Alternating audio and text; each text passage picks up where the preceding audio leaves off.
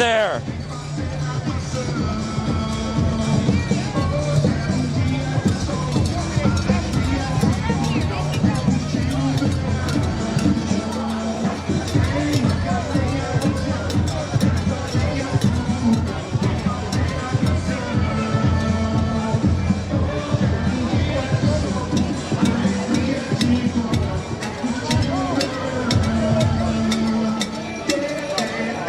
Hey there, Status Coup. Jordan here in Philadelphia.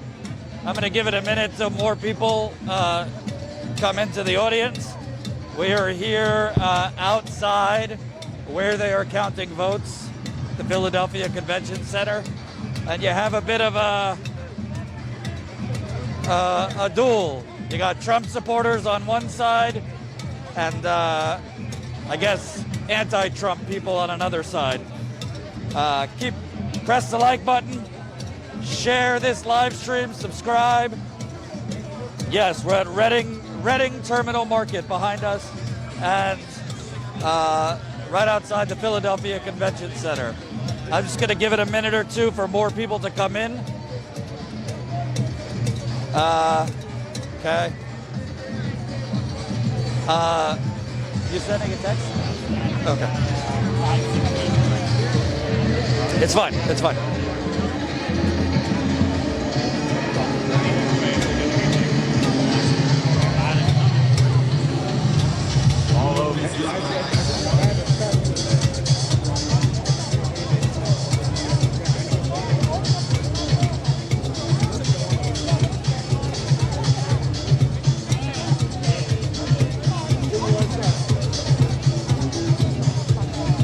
Hey, tilt it that way.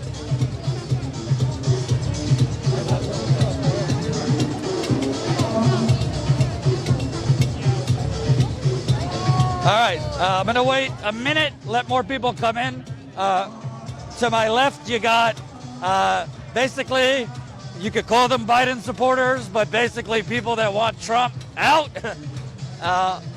Over here, you got not a lot of Trump supporters, but some Trump supporters with the whole Stop the Steal movement, which frankly doesn't make any sense. So I'll be speaking with some Trump supporters to understand what exactly do they think is being stolen. It really doesn't make much sense to me. But a lot of energy out here. Right now, you have, let me get the number. Trump is up in Pennsylvania 110,000 votes. 110,000 votes in Pennsylvania. With about 92% of the state's results in. Biden, there's about 370,000 uncounted votes left. Biden would need to win between 64 to 66% of the remaining ballots to win Pennsylvania.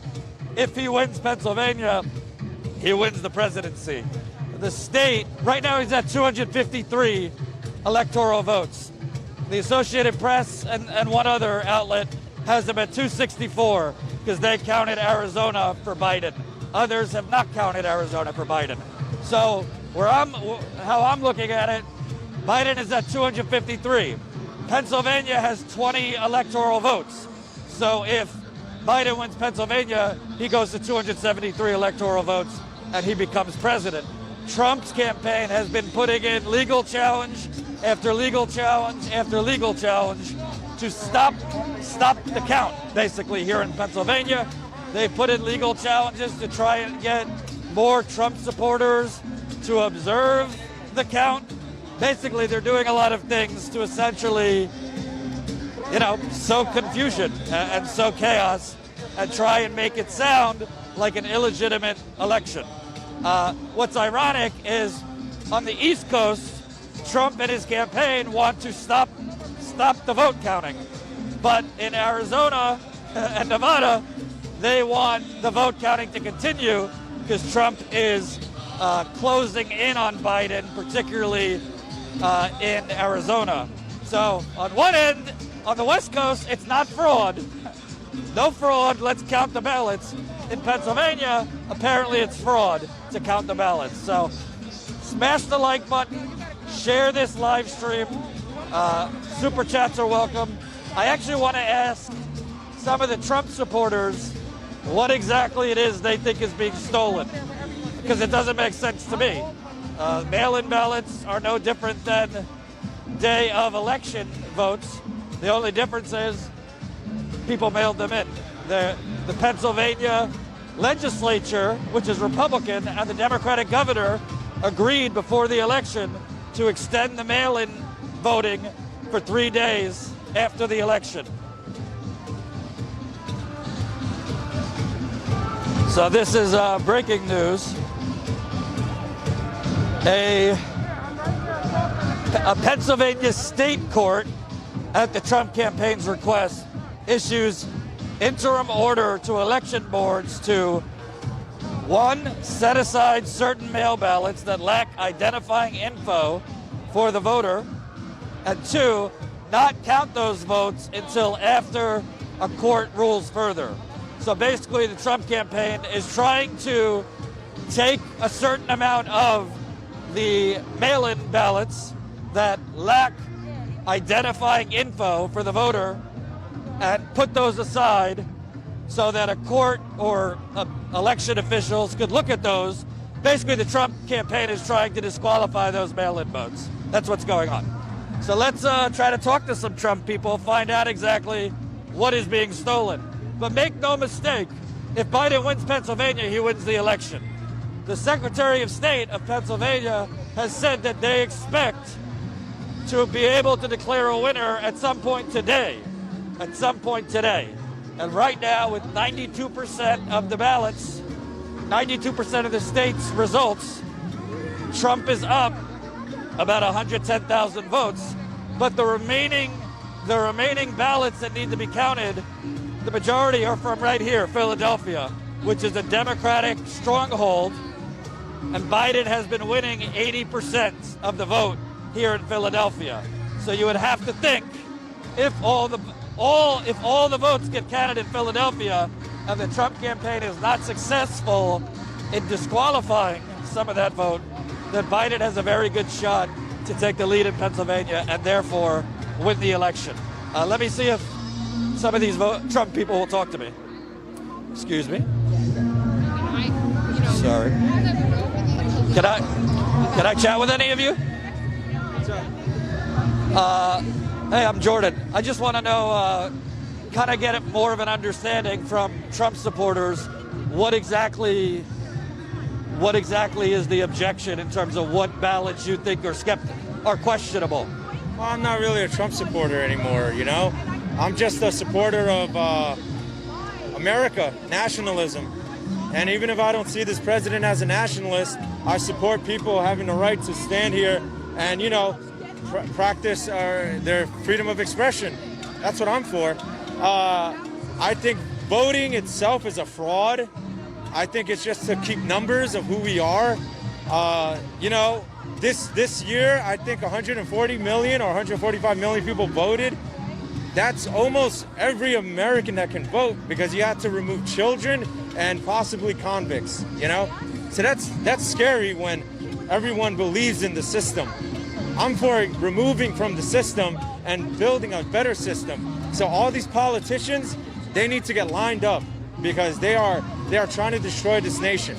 You know, they don't care about us, they don't care about you, they don't care about me, they don't care about you. All they care about is what goes into their pockets. Do you include Trump in that? Huh? Do you include Trump in that as one of those? He's an outsider supposedly, but he's an inside man. You know, he's an inside man. What is he? Clive Owen in that movie with yeah. So that's him. And everyone thought he was an outsider. Everyone thought he was the apolitical guy, the populist. He's just as corrupt as everybody else. I just find it interesting because you're standing on the Trump side, so you don't sound like a... Because I have friends here, I don't know anybody over there. To be honest, they're fine the way they are. I like to speak to people who I used to agree with, you know? Because I want to know where their minds are at. Everyone's brainwashed. Everyone believes that we have a fighting chance if we divide into two parties. That's not going to happen. What's going to happen is we're going to destroy one another, and then the people on top are just going to keep laughing. And that's the way it is. you know? So what I suggest everyone do is stop voting and support your community and build a community. What's your name? Joe. Thank you, Joe. Appreciate it. Sir! Sir, can I talk to you? Joe, hi. Can I ask you a couple questions? Can I talk to you?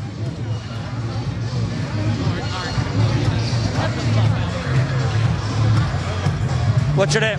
Vincent. So I'm just kind of trying to understand more what the Trump supporters are finding objectionable in terms of the votes being counted. From what I understand, there's supposed to be people from the Trump side, Republicans, equal amount of people to watch over the ballot counting. And they're not letting anybody in. They're not letting Republicans in to watch over it. That's true. Yes, it is. They don't like what? But there are poll watchers. There are people that on from both sides of the aisle that count the vote. They're not equal. There's a lot more Democrats than Republicans. No, they're not. That's why we're here. 1 second. Putting aside that they supposedly are not letting an equal amount in, the president is tweeting, "Stop the counting." So why does he want to stop the counting in Pennsylvania, but he wants it to continue in Nevada and Arizona? That's completely inconsistent. Well, wait till you see what happens. Wait till you see at every place, every state, he wins. No, right? No. But wait, hold on. 1 second. I'm trying to understand. Why is it fraud to count the ballots here in Pennsylvania, but in Nevada and Arizona, that's okay? We should count the ballots. All I know is there's a lot of fraudulent stuff going on everywhere. Every single place, there's a lot of fraudulent stuff going on. I don't know exactly what. Like what? I don't know exactly what.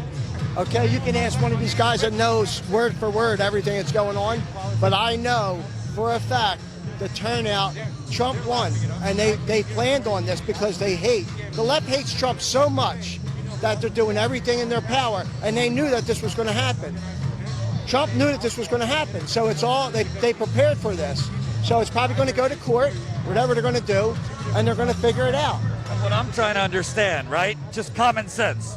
If the president is tweeting, it's fraud here in Pennsylvania, don't count the ballots, but he wants to count the ballots. All I know is there's a lot of fraud going on.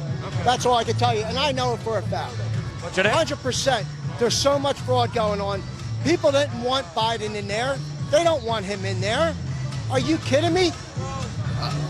Obama didn't want him as a vice president, but the freaking left made him. So do you think these ballots are just fake? You think? No, I'm asking. You say they don't really want Biden in They it. don't want him there, no. So the Kamala Harris, because she's so far left, and she's so radical that they want her. Because they want a socialist country, and that's what they want. But what I'm trying to understand is Biden currently is winning 80% of the vote in Philadelphia. So do you think those are fake numbers? No, he's going to lose. He's going to lose. Look, he's winning right now, but the numbers are going up. I'm watching it right on my phone. I'm watching live. So the numbers keep on Biden's side. They keep on going up. He's going to lose. Trump is going to lose every Democratic state. Every one he's going to lose. He's going to have to go. They're going to have to recount it. And from what I understand, there's watermarks on the legitimate ballots, and they're going to figure it out. What I don't understand is you keep saying they're going to have to recount it because there's fraud, but you can't actually explain where the fraud is, what the fraud is. No, exactly. I can't, but there's a lot of fraud going on. And it's been planned. It's been known that they were going to do this. The left was going to do this. Are you having psychic views? No, now you're just being a dick. No, I'm asking. You're not explaining what the fraud is. You're just saying there's fraud. Right, now you're just you're left, and that's fine. But I know you're. I don't even like Biden. I'm just asking you. You keep saying there's fraud. No, I'm not. I'm a registered independent, first of all. But what I'm asking you, that's fine. But what I'm asking you is, you're saying as fact there's a lot of fraud, but you're not actually explaining what the fraud is. Well, for one of the polling places were giving people Sharpies to sign the papers, to sign the ballots. They were saying here, and one woman said, no, I had my pen. But they were forcing her to use a Sharpie. A lot of the people, they were forcing people to use Sharpies, and that's a fact. They got proof of that.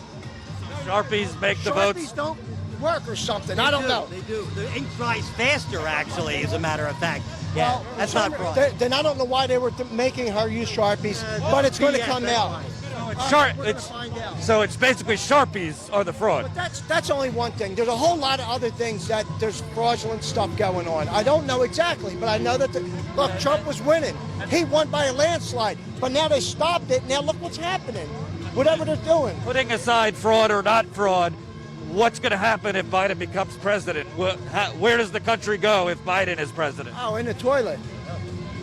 Oh, in the toilet. Oh my gosh. If this country, if he wins, this country will go down so fast. And like he don't believe it, it's going to go down.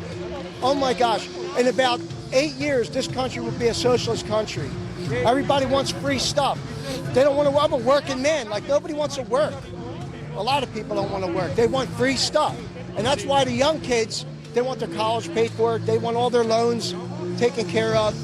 But it's not reality. We work hard. You work hard to get where you're at. And now when they get in, they're going to take your money. You think we had a record number of cases of coronavirus yesterday, 100,000 cases. Is the president responsible at all for that? Definitely not. He's not responsible for that. China is. China. He's the president, so. What can he do? Can he come out and save everybody? He's not God. Everybody should wear masks on their own. What can he do?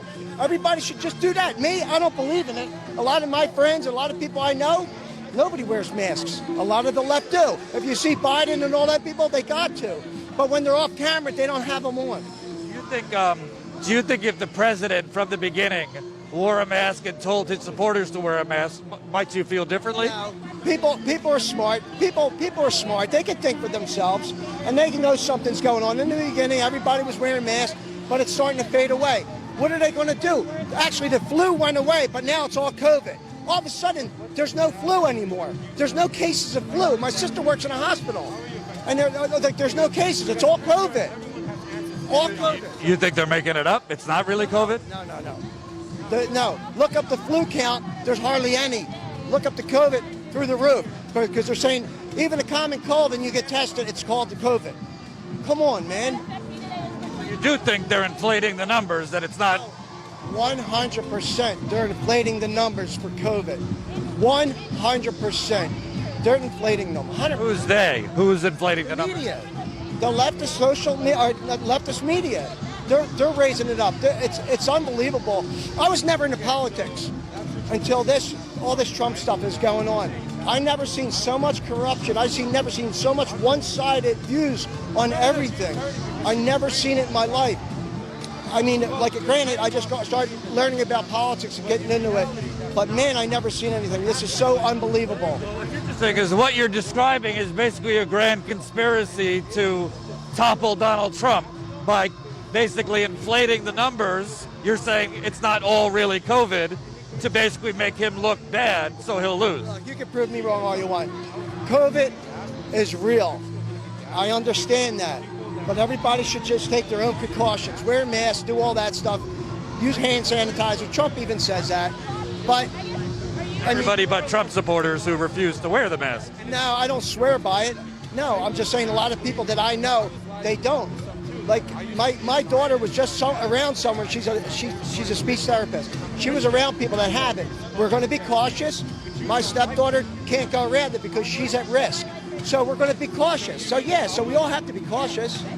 You do know that there's no older people are more at risk, but even healthy people have gotten COVID and died. It's not like if you are healthy, you're not at risk. No, I don't believe that. I don't believe that. Only people that are at risk can die from that stuff. My last question, so what happens if Biden is declared the winner here in Pennsylvania? If he wins Pennsylvania, he wins according to the numbers now. Right. Do Trump supporters accept it? We're going to support it, and we're just all going to go home, and we're going to wait for the legal process to go through. We're going to wait for maybe to get recounts and go through the courts or whatever. Thank God that we have a new justice in there. But if it does go there, it'll be fair. So I don't know, what you're describing is kind of like the 6-3 Supreme Court kind of stealing it for the president. No. Thank God we have a new Republican judge. To be fair. To be fair. That's all. Not one-sided. To be fair. That's all. What's your name? To be Vince. Thanks, Vince. I appreciate it. You're welcome. Yeah. Woo! Interesting. Woo! I need a cheesesteak and some whiskey. Cheesesteak and some whiskey. Stat. So let me see what we got here. What'd you tell me to look at? Yeah, I know. So we got a mixture here. It seems like we have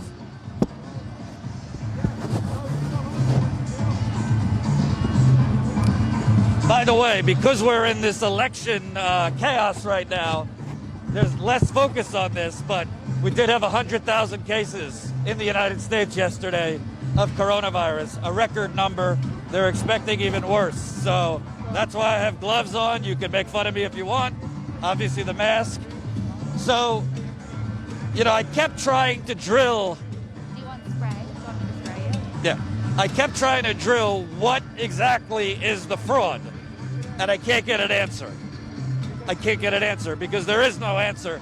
This is essentially kind of like Trump's last stand. And to be clear, if the numbers keep closing in Arizona and Trump takes the lead in Arizona, then so be it. That's democracy. But this whole idea of it's fraud in Pennsylvania to count the votes, but it's democracy in Arizona and Nevada to count the votes. Yeah, they want the votes counted out west because it might be beneficial to Trump. They don't want it counted out here because if all the votes are counted here, by the trajectory of how the votes are being counted, Biden will take the lead and win Pennsylvania. So that's what's going on. So I just want to show you, so we're Lysoling me, I just want to show you this side here. You got a couple Trump supporters over there, but you got a lot more, I don't know what you would call them, counter-Trump, anti-Trump, Black Lives Matter protesters. They are count every vote protesters. And by the way, in Philadelphia right now, we're not just in election turmoil. Yesterday, the Philadelphia Police Department released the body camera footage of the police killing of Walter Wallace Jr. If you don't know what I'm talking about, Walter Wallace Jr., I believe he was 27. About a week or two, maybe 3 weeks ago, he had a mental illness and he was in a mental episode. He was approaching the police with a knife. His mother was with him trying to tell the police, he's got mental illness, don't shoot him, don't shoot him. The police shot him even though he was a good 7 to 10 feet away from the police holding that knife. So protests erupted here weeks ago over the police killing of this mentally ill black man. And yesterday, police released the body camera, which created more protests. So, you want to come over here? So I interviewed one of these people. Hopefully you're a little more sane. What's your name? Raymond. So obviously, all eyes are kind of on Pennsylvania right now. Last I looked, Biden was down by 110,000 votes, but that could be turned around pretty quickly because he's winning Philadelphia by 80%. I can't really get an answer from them on what exactly is fraudulent. Where's the fraud? They keep saying, they make it seem like there's some like Democratic cabal inside that won't let Trump people look. Have you seen any coherent argument from them? Not that I've seen. It started with they wanted to stop the vote. Now it seems they want to stop the vote until they can get in, and then once they watch it, it can continue. They feel like they're being left out, and Democrats are there watching everything and changing the votes to their way. I haven't seen any evidence of that. I've been watching kind of closely, but who knows? Until they can show evidence, I don't see anything. What's amazing, I mean, obviously Trump is Trump, and there's no consistent principle, but literally, basically what they're saying is it's fraud to count the votes in Pennsylvania, but it's democracy to count them in Nevada and Arizona because he's closer in those states. So basically, at least when they stole it for Bush in 2000, it was one state. But this isn't even just normal political hypocrisy. It's completely two different arguments. Count them here, stop it here. Well, last night we saw multiple chants in one state of stop the vote, another state it was count the vote at the same time. So I don't know how both of those things can go on at the same time. Let's just count all the votes and see who wins and go from there. That's the only thing we can count for. Count all the votes, democracy needs to happen, and then we go from there.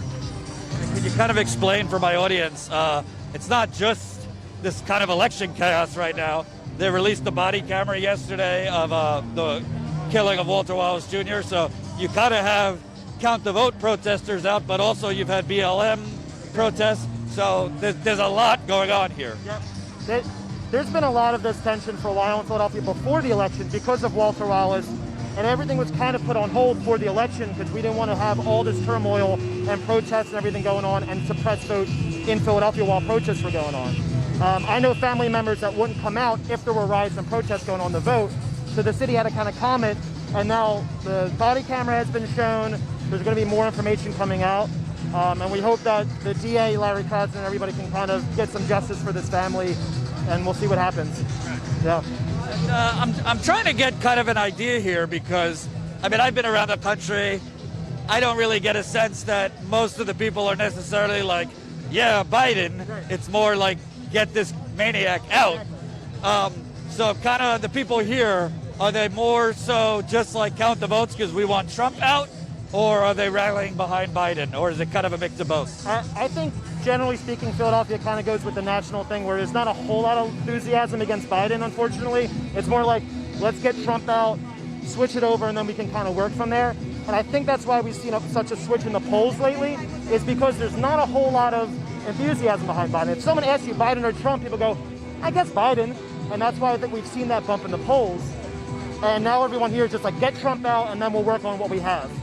Hopefully flip the Senate too. Do you have any concern that Trump is possibly stoking violence if it's called for Biden and he's convincing these folks all over the country that it's a cabal? You got white militias, Proud Boys, QAnon, that they're not going to go quietly. No, they're not. And I mean, Trump has been stoking it. We had Giuliani and Eric Trump here yesterday saying it was a stolen election, saying it's fraudulent, and they're trying to do it in all these states. It's not helping. And if you look at any comment boards, any live feed, that's all it says is stolen election, arm yourself, all these things. And they haven't done anything to say, everyone calm down, let's see, once we count the votes, we'll see who wins and we go from there. It's nothing but, violence, and it's stolen election and it's fraud, and that only stokes it up what is already kind of a violent thing going on. And they're doing this at a time when we just had 100,000 cases yesterday, Exactly. a record. They're expecting worse possibly today. So it's kind of 3 or 4 emergencies all wrapped into one. Yep. And that's why I think we see kind of everything going on in Philly here, all the major cities. I mean, we saw a lot of things go on in Detroit last night or the last couple days. And I think it's all those tensions kind of coming to a head. And everyone was kind of feeling it, but now we're living it. It just happened. And the election's really not over yet. It's going to go on for a couple months, I think. Yeah. What's your name? Raymond. Raymond, yeah. Thank you. I appreciate it. Thank you, Jordan. Yeah, absolutely. So, any updates? Okay. So, hold on. We have 1.5 thousand people watching. 1,500 people watching. Smash that like button, the thumbs up button right under the live stream video.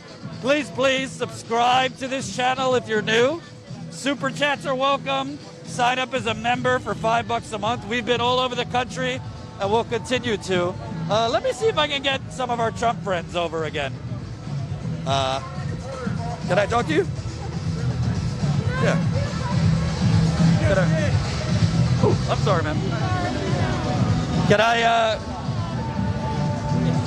Can I talk to any of you fine folks? Hold on.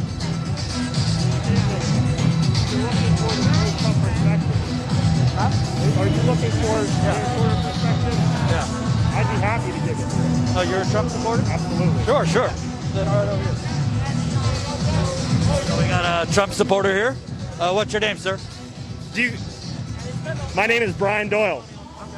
So I was talking to one supporter over there, and I was just asking specifically, what is the concern about fraud? Like, have you seen specific instances of fraud?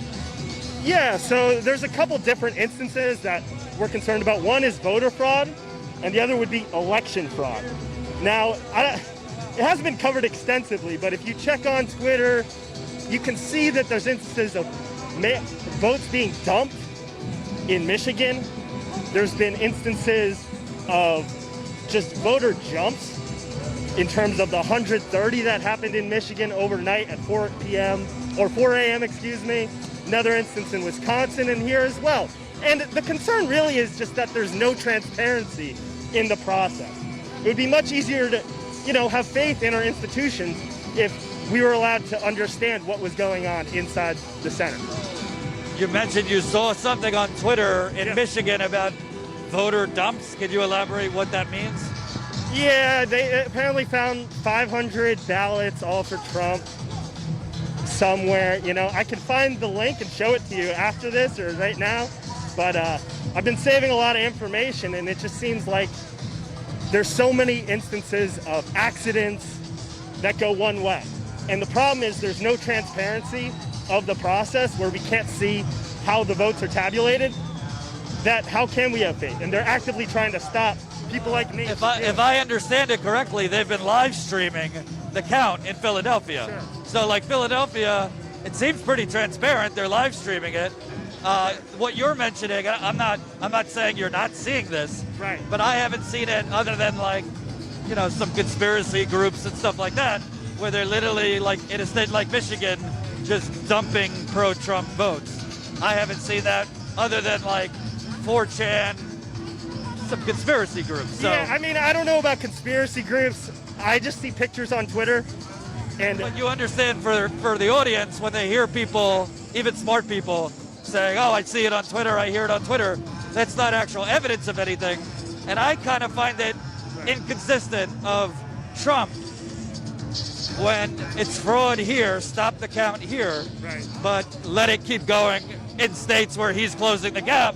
It seems like you can't have it both ways. You either want it stopped everywhere because you don't believe in mail-in ballots or whatever. Sure. It basically says to me, fraud here, democracy there, where it's better for me. Well, I think that it is very consistent, actually. I think... Please tell me how that's consistent. Yeah, so the idea is not to stop counting the votes. He literally said stop counting the votes on Twitter. Well, we need to count all legal votes.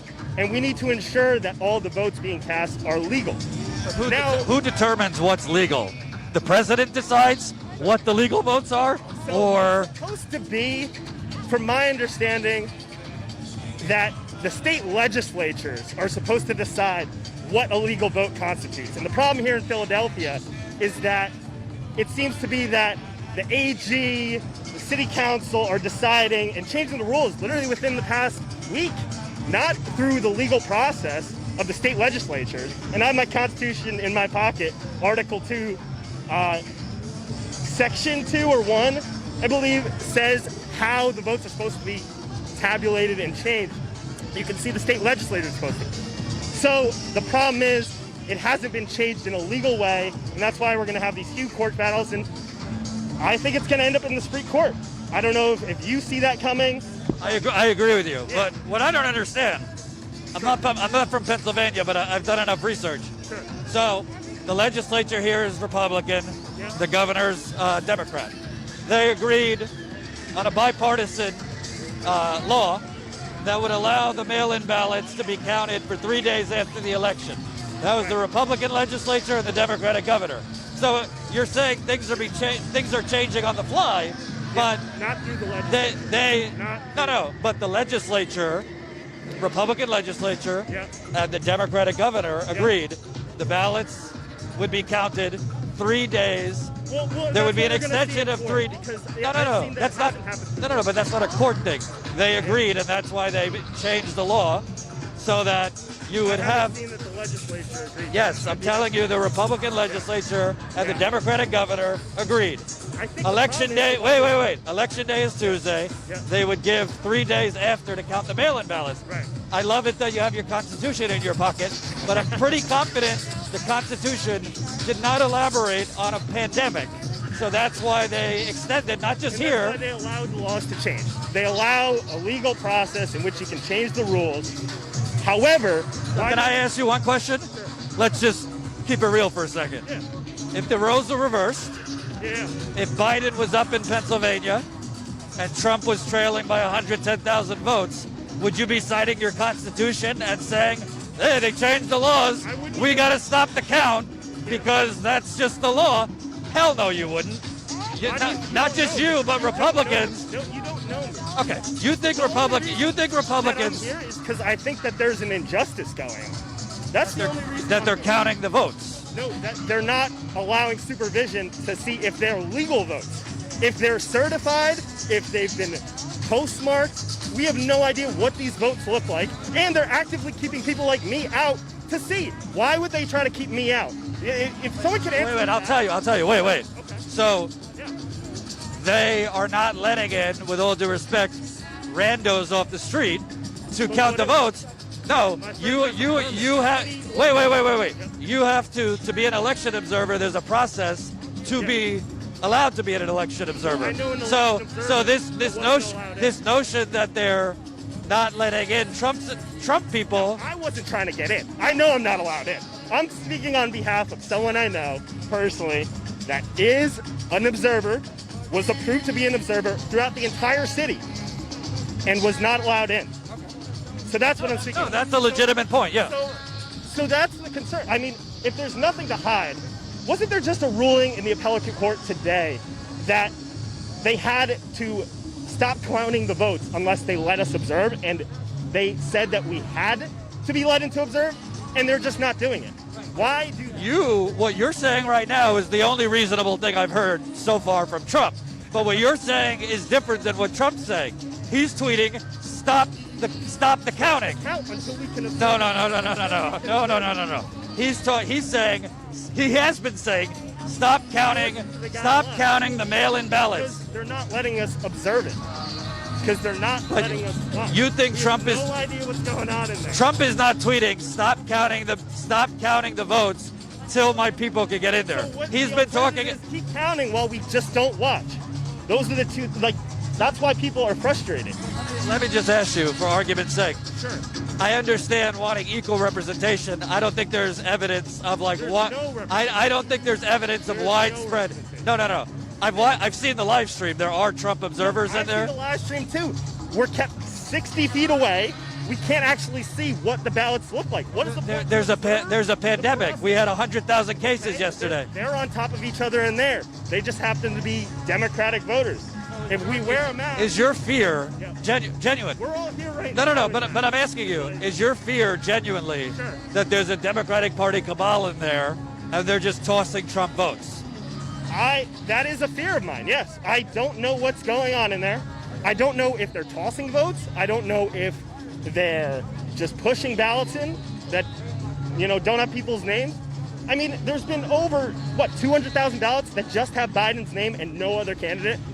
That is a statistical anomaly. If you look to the past presidential elections, that doesn't happen. And if you compare it to similar cities, like compare Philadelphia or Milwaukee to, let's say, a Cleveland, you don't see that many ballots with just the presidential candidate and not the down ballot candidates. There's a lot of statistical anomalies like that that are just like, why is this happening? Why is this suspicious? And that combined with not being able to certify and observe what's going on, it's an outrage in the biggest election of, my lifetime, maybe our country's history. What I find interesting, and I'd like to know your thoughts, is it seems to me Trump, his lawyers, and his supporters are only finding irregularities in the states that he's either narrowly winning and Biden's closing the gap. They're not finding irregularities in Arizona where Trump is closing the gap. Because I haven't heard Trump tweeting out there's fishy things going on in Arizona. I've only heard Pennsylvania, Michigan, and Wisconsin. The governor of Arizona has been tweeting about suspicious things that are happening there. Republican. A Republican, exactly. So, I mean, it's gone partisan, of course. It's sad. It's unfortunate. But, I mean, if you were in my shoes, you asked me a hypothetical. If your side couldn't observe and, there's these statistical anomalies, and again, you're not allowed to see what's going on in a massive election, wouldn't you think, Trump and Russia are up to something? No, I don't buy the Trump-Russia bullshit in the first place. fantastic. I've never bought that. I thought that was ridiculous. I don't think Trump conspired with Russia. But what I'm saying is, you're citing it as fact. You see what my side does? Like, Yes, I do. But what I'm trying to understand I'm from not you. saying there's definitely, but we just don't know. I understand, and I think I think what you're saying is somewhat reasonable. Yeah. What I don't understand is, And they want us to keep but counting what I and- don't understand is, as a factual point, you're stating as fact that they're just shutting Trump people out, and that there's no observation from the Trump there side, are. I mean, and that's just not fact. Lewandowski- That's just not factually true. You cited your friend, maybe that's legitimate. Well, that Lewandowski and you're citing Corey Lewandowski, one of the biggest liars in America. Are you kidding me? I am. I saw a video of them trying to get in. Come on, man. What, are you going to cite Roger Stone next? Come on. Corey Lewandowski? I mean, they wouldn't let him in. I don't know what to say. I mean, I don't know the man personally, but they won't let Trump supporters in under the court ordinance. You can look up the hearing. And what Corey Lewandowski isn't an appointed legal Right, observer. They came with people and cited the court ordinance to officials. And I'm not exactly who the people were that were denying these people. They wouldn't cite. And I also have a personal friend that did have the ordinance. I'd be happy to put you in touch with him. And was not allowed in.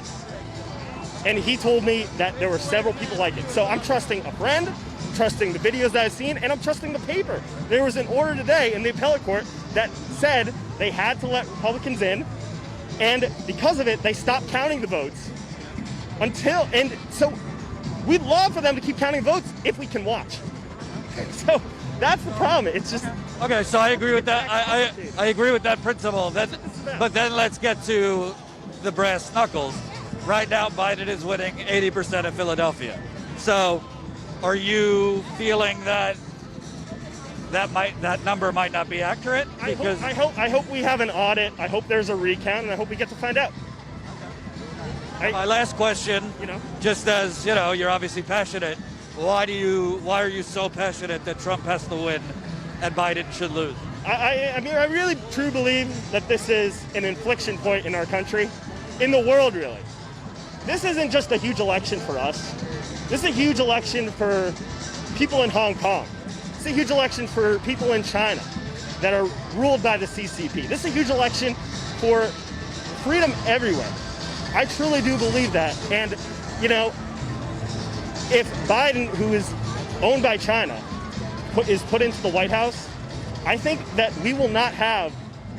I think we're going to lose a lot of the progress we made, but I think that he will ensure that a Trump doesn't come again in the future. So I'm kind of unusual, I guess you could say, as a reporter, because I'm not a Biden supporter. I think he's corrupt, and I don't like Trump either. So Biden is owned by China. from that basic, well, yes, but Trump. He works for China.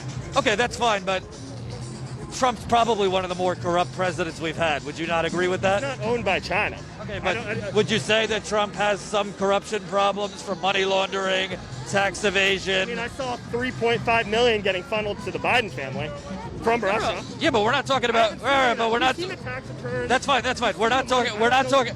But let's not deflect onto Biden. I agree with you. There's a there, and I have a wait a minute. I have a problem with the media not covering the Hunter Biden thing. I think they should have.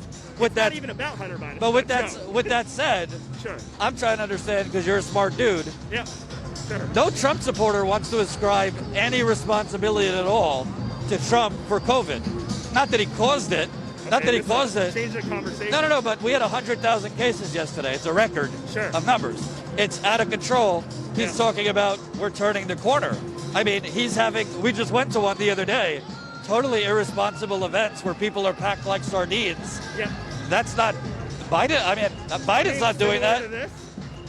Well, most of the people I see here are wearing masks. Maybe 1 out of 10 Trump supporters were wearing masks. I mean, I don't if think. I had it my way, I wouldn't be wearing this mask. I mean, I've seen no evidence that masks work, to be honest. I mean, I've seen the reports on the N95s, but it's. Do you have your medical license next to your Constitution? What is your? I love people like you who are like, oh, I've seen no evidence. Like everybody's an amateur doctor. I've read study after study that it dramatically lowers the risk for it spreading. You know, viruses can also get through your eyes. But I mean, look, I wear a mask to make everyone feel safe. You know, it's not about me, so I do it for everybody else. Whatever. I don't want to be a pain, but you know, you wear it kind of low, so it doesn't really make it right. Whatever. I hope I'm not scaring you. But as for, I don't even know what the question was. Basically, what I'm saying is totally cool. I think there's something there with Biden and China. Let's say that's right. It defies logic to me why there's no Trump supporters that could just honestly say, yeah, he totally fucked this pandemic up. I don't know what Democrats would say they would do differently. To be honest, if you look at states that are run by Democrats, they're the ones hardest hit. To be honest, I mean, moved from New York, you can see. Democrat states, Republican states. Yeah, you want to know why New York had such a problem? It's one of the most diverse, compact states, and there's tourists from every country, including China, in New York. I mean, Rudy Giuliani was the Republican mayor of New York at one point. Would we say, oh, those red states? I mean, it's ridiculous. This red state, blue state. You're trying to say, oh, it's the Republican president. I'm saying, okay, fine. I won't point to red states, blue states. Let's point to policy. What would you, or what would a President Cuomo or Biden done differently? What I would have done differently? If you remember what was happening at the time, Trump was repeatedly called a racist for the travel ban from China. You're citing his talking points right now. This is what he says. No, but is that what not could a fact? Is that a talking point or a fact? No, that was a good thing. But on top of that, what he could have done, okay, so what he could have done. And the other side would not have done it. Correct. I don't know because the other side wasn't empowered. They called it racist. Come on. What I'm asking you is, when you see cases exploding all over the country, and as president, you refuse to wear a mask. I've seen him wear a mask. Okay. He's worn a mask a handful of times. At his rallies, he doesn't wear a mask. I'm sure you don't wear a mask when you're sitting in a restaurant. Don't let people into a restaurant here, and when you get to the table, you can take off the mask and eat your food, but when you get up from your table, I mean, I see tons of people without masks walk to the bathroom. Is the virus that smart where in Los Angeles, when the Lakers win the title, people are in the streets breaking bottles, breaking cars, no mask? It doesn't. I completely agree with you, but you're deflecting. The point is, I don't see from Trump supporters like we have a massive public health crisis, and he is basically saying we're rounding the corner. All he talks about is vaccines, but not actually how we can better control it now. And it's got. Do you want another lockdown? We didn't have one actual uniform federal lockdown. It's not constitutional. The president cannot do that. Well, he's done a lot of things that aren't constitutional that he's chosen to do because he's the president. Like what? I mean, for starters, he has literally been funneling foreign lobbyists, ambassadors, and foreign dignitaries in his hotels, and it's selling out access to himself for foreign lobbyists staying at his hotel. A FARA law? A FARA? Is that what you're saying? You just asked me what are some of the things he's done. That's one. Yeah. He's also using his. He's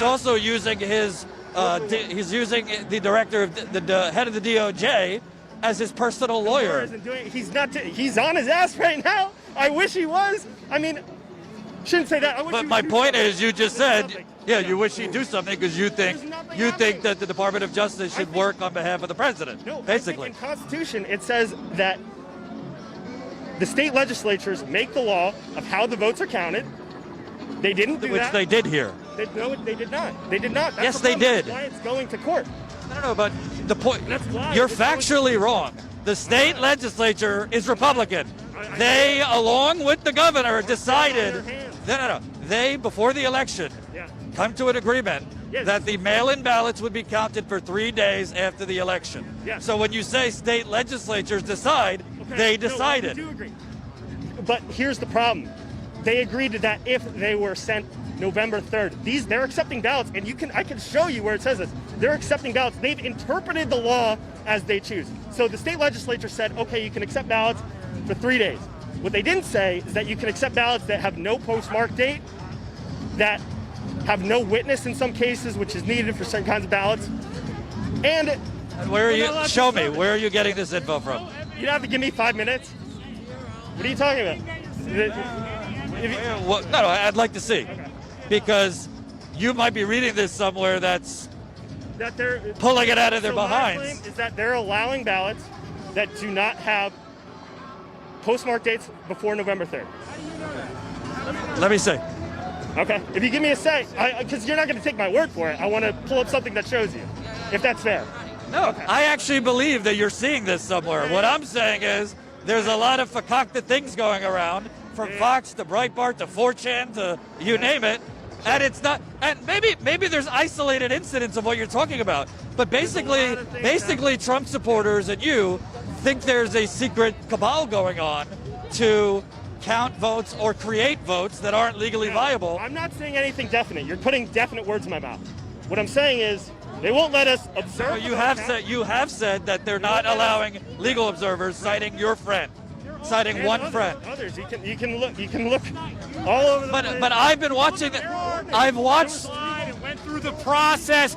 People went through the process, bipartisan on both sides to observe it. Just not crazy people on the street walking in to observe optionally, obviously. But there are people observing it. Appellate court order today. Did you see that one? That said that they must allow Republicans to observe. Would they have issued that? Yes, there are. And they are not letting us in. Because you're already inside. Yes, you are. Why aren't they not letting them in right now? Why did they stop counting votes until they let them in? Everybody talk at once. Everybody talk differently. I mean, I've got a lot of homework to do. I want to pull up the order. Okay. Straw man. It's a straw man to suggest that an ordinance demanding that both sides be allowed in is in any way a suggestion that that is not currently happening. You can't look. It's an obvious fact. State law says each vote that is a mail-in vote needs to be observed by both sides, and that is happening according to every single professional electioneer. So any claim you're making is you're smiling, but you have nothing. It's hard to argue when you're saying these claims when it's clearly observable. It's been in the Wait, 1 second. What is observable? There's a live stream right now. I have seen Republic. Wait, there's a pandemic, man. That's why people. Yeah, but we're not talking about. But my point is, they're further apart from each other because there's an active virus. We had 100,000 cases. I agree. People are too. Because that was what the order said. It changed from 6D. Right now, to 6 feet. Right now you're moving from one. Right now you're moving from one anecdotal thing to the next. You said that they don't have observers in there because you have one. Wait, no. You said that they don't have observers in there, citing one friend of yours. Can I say something real quick? Here's the thing. It's impossible to make these arguments without having an attached implication. Your implication here is that there is widespread vote manipulation happening when there aren't both sides. Are you aware of why conspiracy theories are roundly rejected?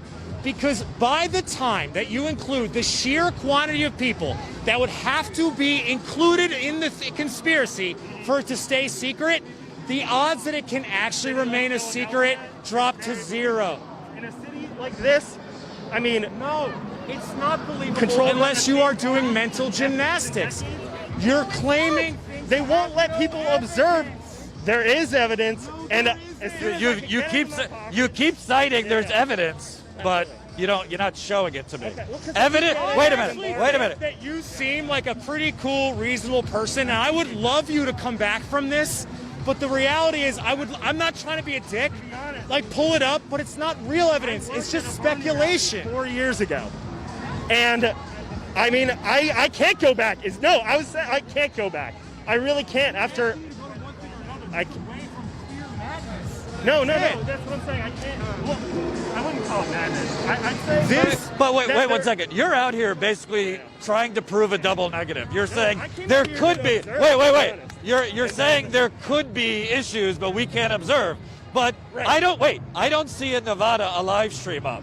I don't see in Arizona a live stream of counting. I've seen the live stream, and I see Trump supporters. I see Trump. I see Republican lawyers. So you're citing one of your friends couldn't get in. Okay, maybe he should have been able to if he's a legal observer. But the point is, during a pandemic, they're not allowing just anyone in.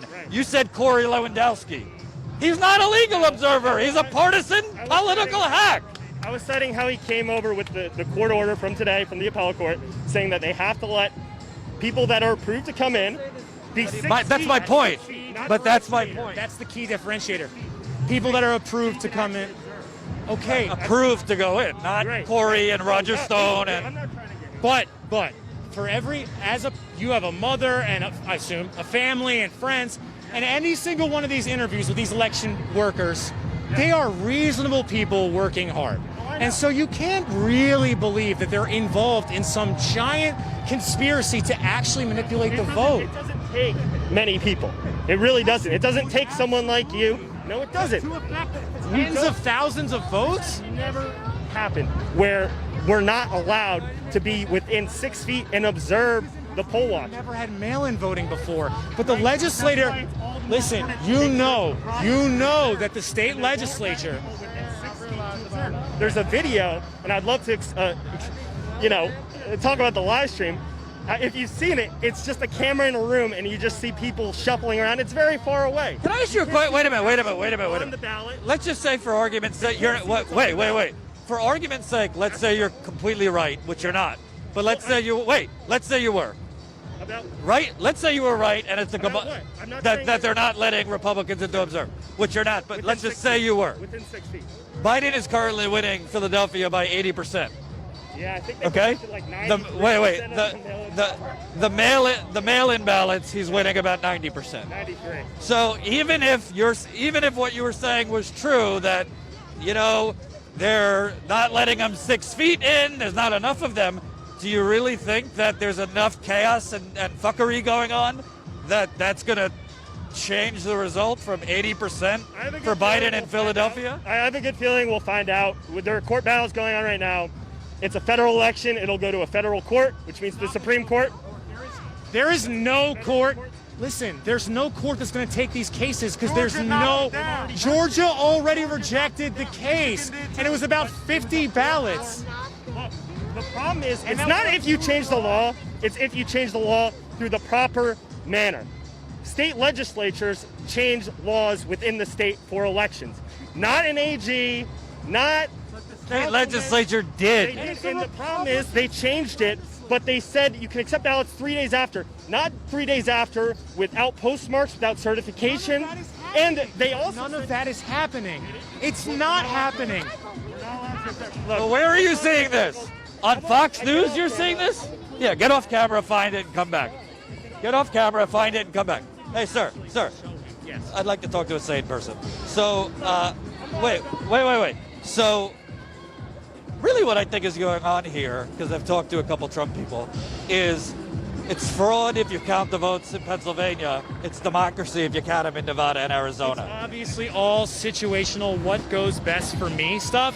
My concern is, as someone who, I've both studied political science and been in a leadership role professionally for the last 10 years, is this man is affected by the dialogue nationally designed to cast doubt in every single aspect of truth and process.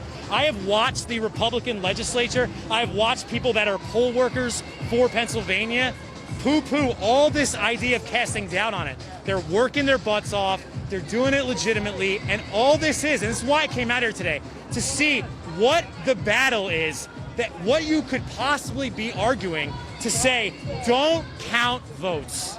But these are votes. Every single, what?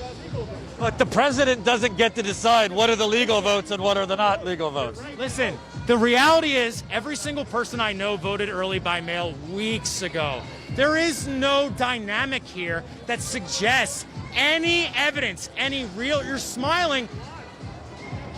It is being, listen, all I've seen, and you're free to tell me if I'm wrong, what I've seen is the normal people that were hired and employed as representatives of the Republican Party to watch the polls have said nothing bad is going on. And the people that are banging on the door trying to say, I'm a random crazy Trump supporter from the street, I want to watch, yes, of course they're going to be barred from it because that's crazy behavior. No. I just keep getting pulled in. No, but what I'm trying to understand is you keep citing things, but you're not providing evidence. I keep listening. It's my mistake. I'm very distractible. Yeah, you go find the evidence. So I'm concerned. My concern is It's a cult. yeah, it's a cult of personality, and people come out of that and they get brought back to reality. I obviously don't feel susceptible to it, but I don't want to say that nobody that has fallen victim to it cannot be brought back and live a friggin' normal life. But the reality is we can't have our whole fucking union based off nonsense like that. Well, I will say, out of all the Trump supporters I've spoken to in the last few days, that was one of the more reasonable ones. The problem is, I don't think he's maliciously trying to stop the vote. I think he's misinformed. Whereas others are, trying. Like the Nazi that we were just talking to. Like there's a legitimate Nazi here who was trying once. I mean, you guys might have spoken to him, but when he brought up the idea that he was a fan of Marxism and capitalism put together, I posed the question, explain to me when that has ever been successful in any aspect of the world ever. And his example was 1940s Germany, because there was low unemployment. So we have a person here opposing 1940s Germany, obviously genocide of millions of Jews, because of low unemployment, against low unemployment. Like, that's mental illness. This person was not mentally ill. He's just buying nonsense. And I just would like to hope that we can bring our people back from believing nonsense they're reading on the internet. Can I ask you, because I think it's very clear that regardless, the Secretary of State said it might be decided today here. It seems to me Trump is, intentionally or not, inciting a potentially violent situation, because you have millions of people that are now feeling this is stolen. And what do you fear what might happen because of that? Yeah, I think we all have kind of expected this. So I got my first camera in my face when we got here was Swiss TV.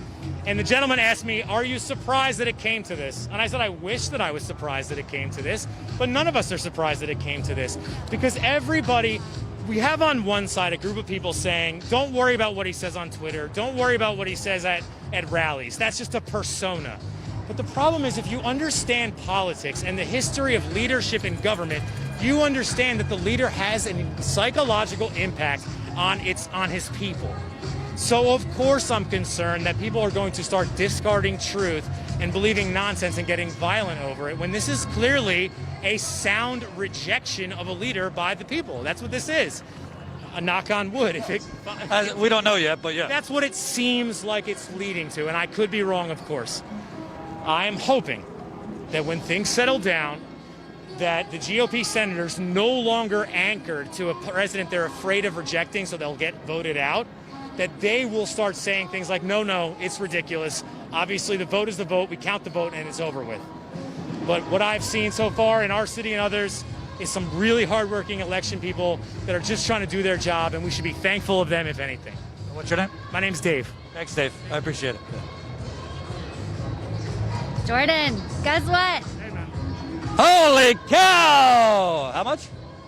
We just got an $800 GoFundMe donation. Thank you, London Bet. We needed that money because it's so expensive to be out here. We actually just raised our data package to 50 gigabytes so that we could broadcast as long as the election takes. We didn't want to go over our data, so we increased it, which costs a lot of money. So thank you so much, London Bat. $800. We love you. We appreciate it. If anybody else, thank you. If anybody else could contribute to our GoFundMe, we'd really appreciate it. So, how many people we got watching? 2,600 people watching, which is just amazing. The people are, well, they were really enjoying you. You're laying down the facts for sure. And by the way, I just want to be clear, if you're new here, subscribe. I'm not even a Biden person. I voted for him begrudgingly, but I think he's corrupt, and I think the Democratic Party is corrupt. But putting aside all that, you just have to live in reality. You cannot continue to allow this president, who eventually his legacy will be of creating a post-truth society. You can't just let him create an alternative reality that could potentially create a constitutional crisis. So that's the deal. I actually want to go over here. Follow me? Hold on. We have a couple more little things. The super chats are amazing. Thank you guys so much. Keep those coming. A couple little tidbits of news. So strangely, because Trump is really trying to build up this narrative of a stolen election, there are text messages being sent to Philadelphia voters from a 267 area code. So this is across the street from where votes are being counted, and the site of recent Trump campaign press briefings, as well as protests to count the vote. So the text messages that are going out say, alert, radical liberals and Dems are trying to steal this election from Trump. We need you. Show your support at the corner of 12th Street and Arch Street in Philadelphia. So they're trying to drum where we are right now. Right, exactly. They're trying, what seemingly unsuccessfully, to drum up more attention on this. So basically, what that text message is about, is, I mean, it's pretty slim pickings here. It's pretty slim pickings here in terms of Trump support. So they're trying to get more Trump people out here so it doesn't look embarrassing where you don't have a lot of Trump people. So let's head over there. I want to see what's going on. Keep smash that like button. It's the thumbs up button right under the live stream. Share this live stream. It's not hairspray, it's Lysol. I don't want to get coronavirus again. Share this live stream, subscribe, and spread the coup. Let's go. So there's something going on over here. I don't know what. Excuse me. Hold on. Hold on. You mind if I just get in here? Absolutely. So, can I?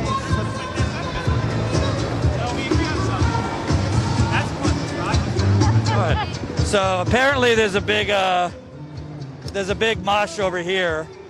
People, sounds like there's a Trump guy that kind of feels like he's sitting in a little lazy chair. Hold on, let me try and get over. You mind if I slip by you? Thanks. There we go. So, can I talk to you, sir? Can I chat with you? You mind if I chat with you?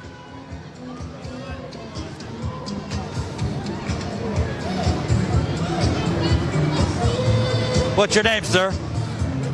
I'd rather withhold that for the moment. No problem. So tell me, I'm trying to understand better what exactly it is that Trump supporters think is being stolen or fraudulent or anything like that.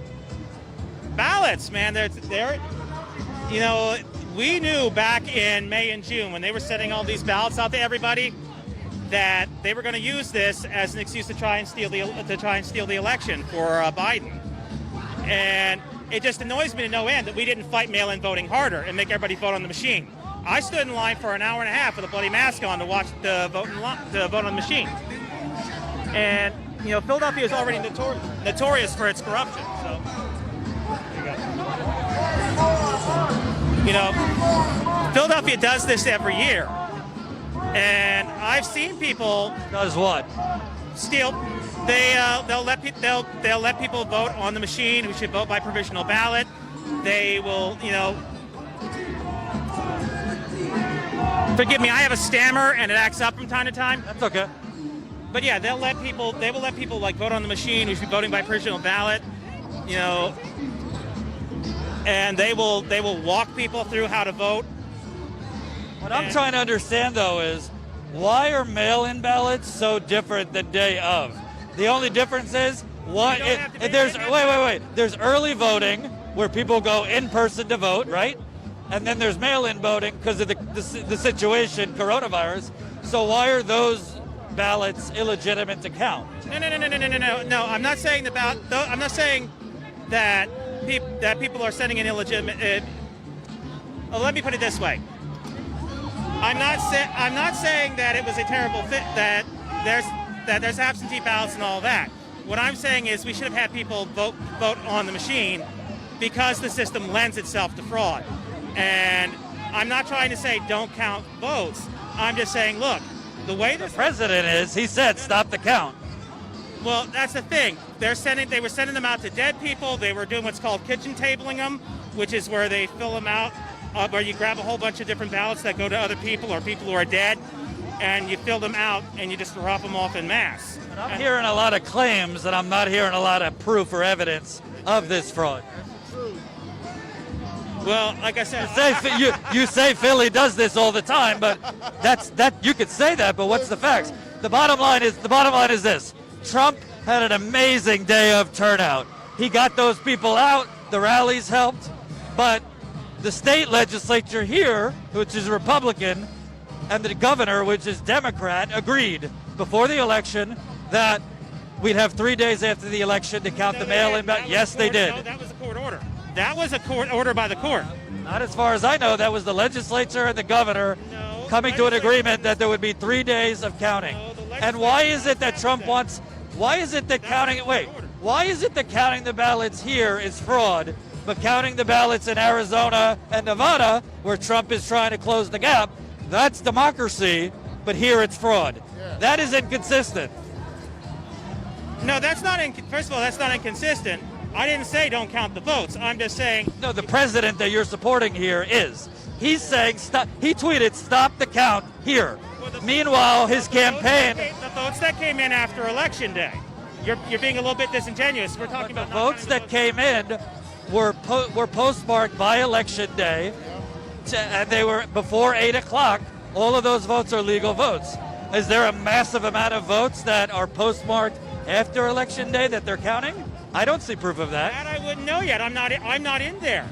I'm not in there, and I don't work for the post office. I can't give you an answer on that one. You keep talking about fraud, but not citing any evidence of fraud. What is the fraud? The legislature agreed with the governor to allow mail-in ballots postmarked by Election Day to be counted for 3 days after. That's what's happening. That was a court decision to allow them 3 days after Election Day. That was not the legislature. That was a court decision. That wasn't a court decision. That was the legislature and the governor. What you're referring to is the Pennsylvania Republican Party went to the court, the state Supreme Court, to overturn that, and the state Supreme Court would not overturn it. But the original legislation to allow 3 days of counting was the Republican legislature and the Democratic governor. That's the truth. That's the facts. And I'm just seeing a bunch of people out here basically pissed off that their fearless leader is about to lose. Let me ask you, do you have that on you? Because right now, it seems to me all we're doing is trading claims. I have what on me? You have that on you because it seems right now all we're doing is trading claims. I'm asking, have what on me? What are you asking if I have? I'm saying the proof you say that you have that the legislature... Can you find me where the state legislature and the Democratic governor agreed before the election to allow 3 days of counting of mail-in ballots? It's about Jesus Christ. That's what you need to know. Without Jesus Christ, you're going to hell, God. baby killer. So, yes, Joe Biden is going to hell. What's happening? And keep pressing the like button. Keep smashing that like button. Don't worry about it. Don't worry about it. Going to hell. We know you liberals are liars. So what's happening is these people are not used to journalists that actually call out their bullshit. They're used to local media, which lobs softballs, national media, which lobs softballs. So when you actually go point by point by point of these bogus bullshit claims, excuse my French, they don't have an answer. But when I explained to him that the state legislature, which is Republican here, and the governor agreed before the election to allow the mail-in ballots to be counted for 3 days after Election Day, he told me, no, that was a court order. That wasn't the legislature and the governor agreeing. A court ordered it. No. The legislature and the Democratic governor agreed to it, and the Republican Party of Pennsylvania didn't like it because they don't want those mail-in ballots to be counted 3 days after Election Day. So they filed with the state Supreme Court to get it overturned, and the state Supreme Court told them no. So then they tried to go to the Supreme Court, and the Supreme Court didn't exactly say no. They just said, we're not going to decide on this right now, which leaves it open for the Supreme Court to potentially invalidate these ballots, which we don't know if that's going to happen. But basically, what you're getting is a bunch of people out here that are a part of a cult. Let's just call it what it is. They're cult followers. They don't even know what they're arguing. When I challenge them on what they're arguing, they have no examples. The one guy I talked to who was somewhat reasonable, he kept saying, yeah, I'm seeing it on Twitter. I'm seeing it on Twitter. I see a lot of things on Twitter.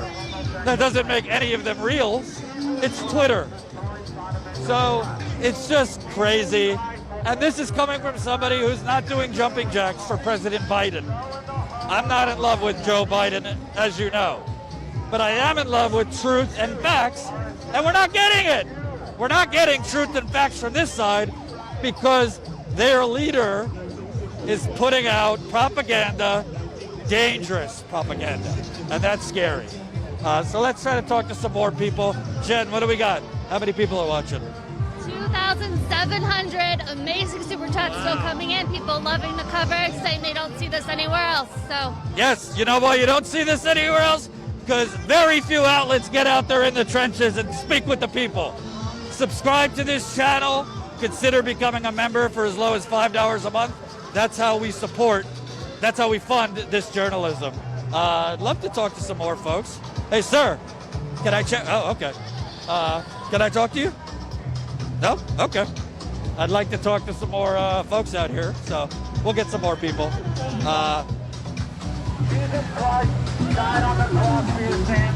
So, no. So, hold on. Hey, sir, can I talk to you? So, I've talked to a couple of these Trump people. So, obviously, you're supporting Vice President Biden. I keep hearing claims of fraud, claims of conspiracy, all this. And then when I kind of poke and prod and challenge them, they just tell me I saw it on Twitter. They don't really have any specifics. What are you seeing from these people? Because it seems to me like it's more of a kind of a conclusion to the cult worship. All it is Donald Trump stoking the fire and the flames of. There's a whole bunch of mail-in votes in Pennsylvania, and all we're waiting for all the mail-in votes to be counted. There's no fraud. It's just all conspiracy. Donald Trump came out on election day and declared he was the winner, and now he's embarrassed. And now he doesn't want to admit he's the loser. And they're mad. They're mad. What do you think of Trump himself is tweeting out, stop the fraud here, but in Arizona where he wants them to be counted, he's not saying anything. It just seems like beyond just like normal. I mean, Donald Trump knows that Arizona will probably be more likely to go for him than Philadelphia and Pennsylvania. But it looks like Arizona's going to go for Biden, and I hope to God that Pennsylvania will go for Biden as well. Philadelphia has 1.6 million people. It was an historic turnout for votes, and we're energized. And we have to get Donald Trump out of the office. And let me ask you, because there were reports before the election that in Philadelphia there was not a lot of enthusiasm for Biden among younger black men. Not that you speak for all black men, but that there wasn't a lot of enthusiasm. Are you more enthusiastic for Biden, or more we got to get this man out of the White House? I'm more enthusiastic for Biden. I mean, I was a Bloomberg person. You were what? I was a Bloomberg person, but I'm just as enthusiastic as I was for Barack Obama as I am for Joe Biden. I mean, I know he will change. He'll make a dent in fixing America. It's going to be a long way to go. Biden's win will not change everything. It might just make a small as a mustard seed dent, but anything. Don't we need a lot more than a small dent? I mean, we got an economic crisis, a health crisis. Millions don't have health care. Millions don't have jobs. You're talking the climate catastrophe. I mean, I want Trump out, but to me, Biden isn't really giving specifics on What would he do to stop the pandemic? Wearing a mask is not enough. What would he do for emergency stimulus? What would he do for health care? Expanding Obamacare, most people can't even afford it. When it comes to the stimulus, we have to have a more liberal Senate. I mean, Mitch McConnell, if Biden wins, Mitch McConnell won't allow a big stimulus package. Nancy Pelosi will, but we know Mitch McConnell is the Grim Reaper. He will prevent it. The HEROES Act was passed back in May. It's been on Mitch McConnell's desk for all these months, a $3 trillion stimulus deal, and there's nothing. So basically what I hear is Biden is going to be able to use an excuse. Oh, McConnell's blocking me, so I can't do anything. If you're the president, shouldn't you be able to figure out a way, negotiate? It seems like the Republicans don't want to negotiate. The Republicans are having a problem of giving people that are unemployed $600 a week. And while they're making $174,000 a year, and most of them are millionaires, they don't want to give people $1,200, which $1,200 is nothing. So it's just like we have to vote every election that we get a more liberal and more fair party. It seems like the Republicans are about more wealthier people. And I just hope after this that people get more engaged and go vote the next election. So we can finally maybe get America more progressive and be a better nation. And what I find a little troubling about Biden, all right, he didn't want Medicare for all during the primary, but we're now in an unprecedented pandemic. You got millions of people without health care, 100,000 cases yesterday, a record, and he's still talking about expanding Obamacare. He even said during the last debate, you have a human right to affordable health care. Well, how can something be a right if you have to pay for it?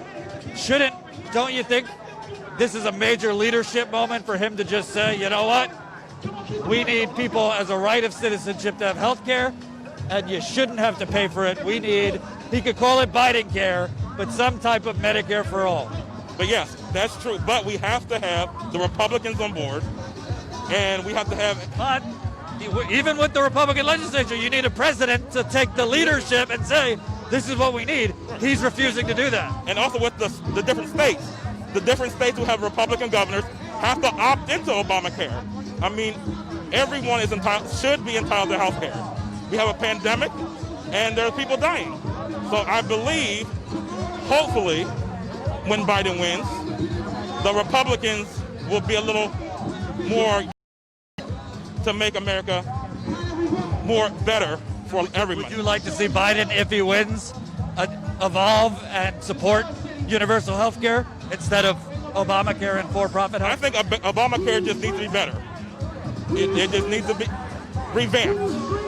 That's all I think when it comes to Obamacare. Last question. On top of the election chaos, they released the body camera yesterday of the police killing Walter Wallace Jr. Could you kind of talk about in Philadelphia right now? There's so much tension, and obviously the police here have a tradition of this brutality. Talk about Philadelphia and the protests. What do you have any hope for reform here among police?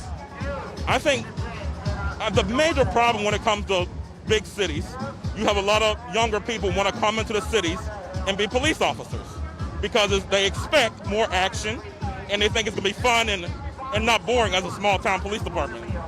You know, they come in with these preconceived notions, and I think sometimes they're scared. If you sign up to be a cop, fear should be the last thing on your mind. You know, everyone says that make sure they come home at night. Yes, every cop should aim to come home at night, but their main goal is to make sure they protect and do the right thing. With that, the guy had a knife. I mean, they could have used mace. They could have used their aspeton. I mean, there's tools on your belt. Shoot him in the leg, maybe? Well, you can't shoot no one in your leg when you're in that high-tense situation. They were new, so they weren't trained enough to worry about trying to shoot someone in the leg. No, but you have tools. You should prepare yourself, have Kevlar gloves, and you have your ass and your mace. They didn't have tasers, and they could have fought the guy. But for them to shoot this man more than 9-10 times is outlandish. I think they need to be fired and possibly press murder charges. Possibly.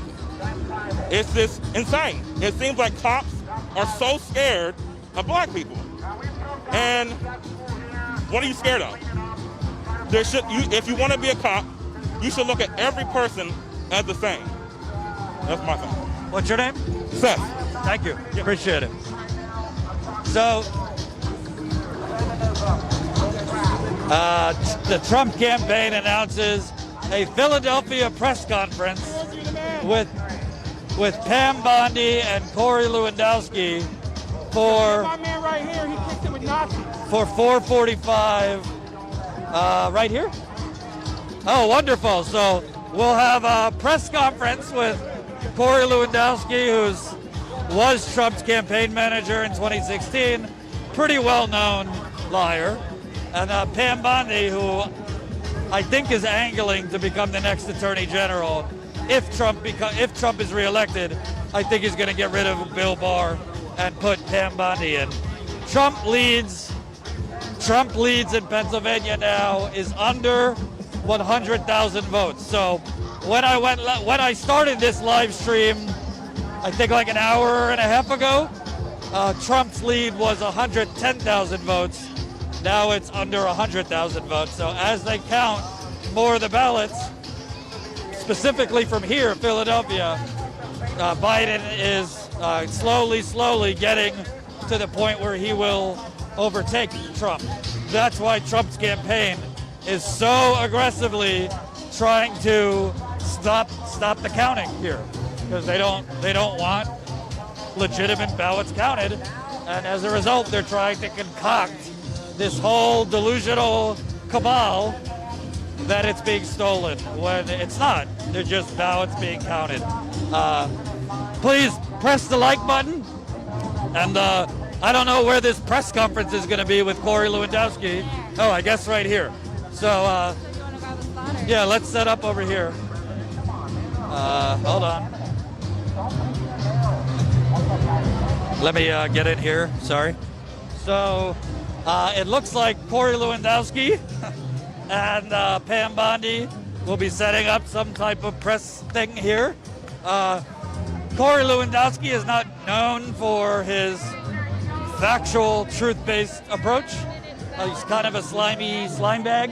Pam Bondi, I think, was District Attorney or Attorney General of Florida. Pam Bondi.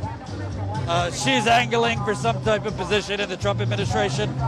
And I haven't had one Trump supporter here explain legitimately any fraud. And by the way, just to kind of set the scene, I've been focusing more over here. But if you see over there, the count the vote people, there's much more of them out here than Trump supporters, and they're kind of having a party. They're kind of having a block party.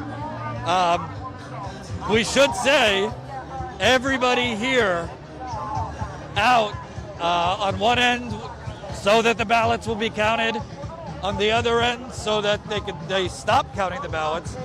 All of this is going on as there was 100,000 cases yesterday of coronavirus. That's why Jen has been spraying me with Lysol and us wiping, because it is frankly risky to be out here. I think we've all become kind of numb to coronavirus, but it is risky to be out here. I had coronavirus in April. It's extremely dangerous. Fortunately for me, I wasn't hospitalized. I just had a terrible cough for like a month. But the people out here are definitely taking a risk. So, so you see these Trump people, they're basically, waving around their signs, and I guess waiting for reinforcements. The Trump campaign has been sending text messages, basically asking for people to come out here, because obviously you could tell they don't have a ton of people out here. And essentially, if you're President Trump right now, you're just deathly afraid, because every hour that passes, more of these votes, particularly in Philadelphia, are counted. And he knows that the more votes that are counted, eventually Biden is going to potentially close the gap. It's not definite, but potentially close the gap here in Pennsylvania, where right now Biden is winning Philadelphia, which is the biggest city in Pennsylvania, by over 80%. Jonathan Swan of Axios reports Trump world is very anxious right now about the prospect of Fox calling Pennsylvania tonight, presumably calling it for Biden. Yeah, and actually the Trump campaign spent a lot of time today going after Fox's head of elections and tracing him to the Democrats and saying that Fox is corrupt and really riling up their base against Fox. Isn't that quite the reversal? That they are now going against the very network that helped create the Trump dystopian America. But what's really insider? An insider at Fox News tells alt-right Mike Cernovich Fox is going to call Pennsylvania soon. They hope for a cascade effect in the rest of the media. Every national outlet is waiting on Fox to call the race for Biden. And just so you know why this is so important, why everybody's focused on Pennsylvania, is Biden right now. You know, the Associated Press called Arizona for Biden, but and Fox called Arizona for Biden. So their numbers, the Associated Press and Fox, have Biden at 264 votes, Electoral College votes. Others, like CNN, the New York Times, have not called Arizona for Biden. So they have Biden at 253.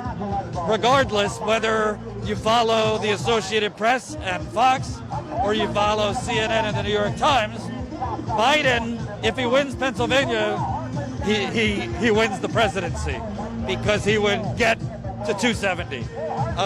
So that's why the Trump campaign is literally pulling out every single stop imaginable to either stop the count, stop the ballots from being counted here, or stop the ballots from being counted. And I will say, I don't want to scare people. But I would not be shocked at all. Put it on me. If the Supreme Court intervened last minute to stop the ballots from being counted here. I would not be shocked whatsoever. Save this video if before any network could call Pennsylvania, if the Supreme Court intervened not to completely say none of these ballots count, none of these mail-in ballots count, but intervened to at least pause the counting while they could look into the legal questions. That would not surprise me whatsoever because you have a 6-3 Supreme Court.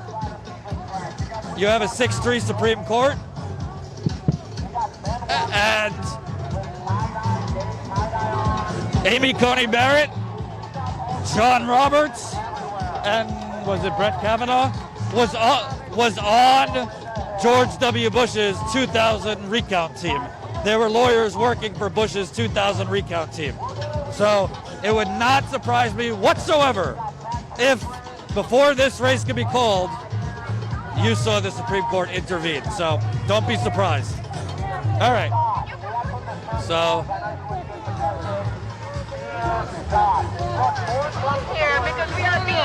What the fuck are you doing here, bitch? Fuck you. They deserve to be here. I think so. And we can have our children Just here. go fuck your mother. Go fuck your fucking mother, you fucking whore. Real nice. So tensions are very high, as you can see. Tensions are very high. And basically, the presidency might be decided. We don't know. It could be in an hour. It could be a little longer.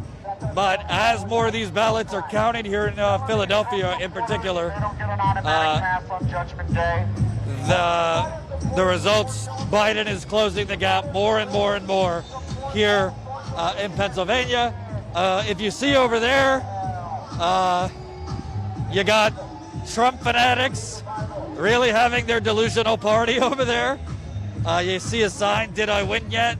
with a Biden pop-up. And other Trump supporters, frankly, in a completely detached alternative reality. It's crazy. I mean, I'm not, as for those of you that watch me and have watched Status Coup, we're by no means, rah-rah Joe Biden supporters. Not at all. We cover the Democratic Party very critically. Frankly, they're corrupt. But this is just fact. There's no fraud going on. The only fraud going on is the fraud in these folks' minds. There's no real fraud going on. So I'm told that the Trump campaign or Corey Lewandowski will be holding a press conference here shortly, right where we're standing. So you think over there? Here or down there? Okay, so we're gonna walk down there just in case.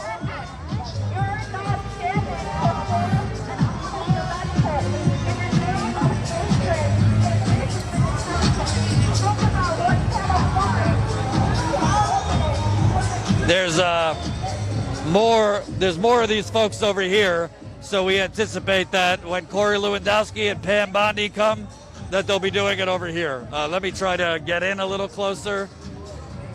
Hey, do you mind if I slip through? So let me try to, there's a lot of photographers and such here. So we think that when Corey Lewandowski, Pam Bondi, and whatever other members of the Trump circus come here, that they'll hold their press conference over here. So, hold on. That poor child. So, can I ask you folks what have they been saying over here? This guy keeps talking about dicks over here. This guy thinks about dick a lot because that's all he keeps talking about. Dick, you said? Yes. Oh, wow. Yeah, that's why I said take your child home because she doesn't need to be here for this. I mean, come on, you're. Are they making any coherent points like where the fraud is? But they're on the side. They're just being mean. They're making fun of this gentleman, saying mean things around that child, talking about dicks, I mean, like just it's not a place for a child right now. Take your child home. So, this is they're out here. Apparently, the cult of Trump's last stand is to complain about dicks. Apparently, that's what's going on. They're pretty much, coming out here saying how angry we are and we're the ones upset. If we were the ones upset, we wouldn't be out here. You're the ones that's clearly upset. You're the ones that need to cause an uproar in Philly, which is a blue city, trying to argue about mail-in votes. They don't live here. Most of these people don't live in Philadelphia. They drove in to do this today. Well, what I don't understand is what specifically are they upset about? They're not actually giving any specifics about fraud. They have no evidence of fraud.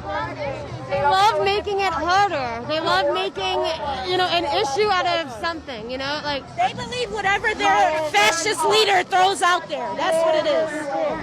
They think that it was not right to count in mail-in votes after Tuesday. Well, that's what the state legislature decided. Legally, it's legally written, I think, in the Constitution somewhere. They have until 3 days after the polls close to count mail-in votes and to count every other vote. So legally, they have until Friday. And the main thing these idiots don't understand is that mail-in votes been happening for years now. And it's only in a mass sense because of COVID-19 and people want to be safe. And so how are they make no logic in saying this is illegal. And I think that this woman said something really, I think that really says it all. She said they're just following their fascist leader. That they're just following their fascist leader. That's really what's going on here. I would be delighted to talk to any one of them that had a specific example of fraud. If there really is fraud going on, of course, we'd want to look into it. But it just seems like this is just a visual representation of Donald Trump's mind. I want to know how they justify him coming out at 2:30 a.m. Eastern Time declaring victory when clearly not all the votes have been counted. How do they justify that? They're not thinking. They are literally just buying into his propaganda. It makes no sense. They are brainwashed. There are no two ways about it. It's sad. It's really sad. It's scary. And she's saying count every vote. We're hearing, you were just showing me online that the Trump campaign is very nervous that Fox News, which is obviously their puppet network, that Fox News might call it for Biden in Pennsylvania tonight. So they are afraid that Fox is going to call it for Biden, which would mean Biden's the president. And Kamala Harris and Joe Biden just actually came out and gave a press conference. Really, they haven't been powerful in what they've said, I wouldn't think. They're kind of just giving platitudes like, it'll be okay, we think we're going to win. I don't think they inspire confidence, to be honest. I think they are the legitimate winners eventually, once the votes are counted. But just like their campaign, it's not inspirational, it's not reassuring, it's falling flat. And then we have Trump declaring victory and his supporters believing it, and a lot of tension. And by the way, as it's about to turn 5 o'clock, as it gets later, there's a lot more people coming here than when we were first here about an hour and a half, 2 hours ago. So a lot more people are really just flooding right outside the Philadelphia Convention Center. I guess the landmark is Reading Terminal Market.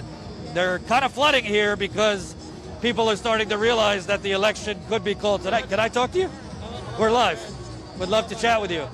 So I see the sign, Stop Trump's Coup. Another woman just said they're only here because they're following their fascist leader. Why do you think they're out here? Well, I don't know why they're here. I am here because the election is being stolen by the Trump-Pence regime. They've been stealing it for months.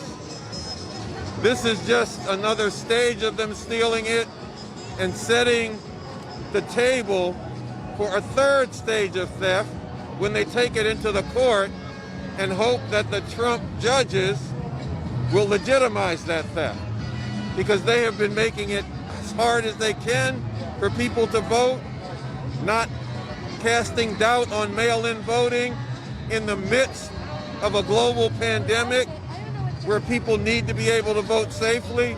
They've been trying to get votes not counted, thrown out. The state of Florida re-disenfranchised former felons who had gotten the right to vote in a ballot initiative. They were told they had to pay their fines and fees before they could vote. They raised the money to pay the fines and fees, and then Florida said, well, you can't pay your fines and fees because we don't know how much you owe. And then they went into court with the argument that was essentially the incompetence of the state of Florida means that these former felons will not get their right to vote. Hundreds of thousands of people who should have been allowed to vote were not allowed to vote. And frankly, let's just be clear. Trump, Pence, Barr, and the rest of them calculated these former felons are not likely to be mostly Donald Trump supporters, so they don't get to vote. Are you concerned that at the last minute here, before the state could be announced for Biden, that the Supreme Court might interject and say the ballots need to be stopped until we review it or something like that? I think that is a very big possibility. That's why I'm in the street. I'm a part of refusefascism.org and why we've called people into the street. Because we think that people needed to vote like their lives depended on it, because their lives did depend on it.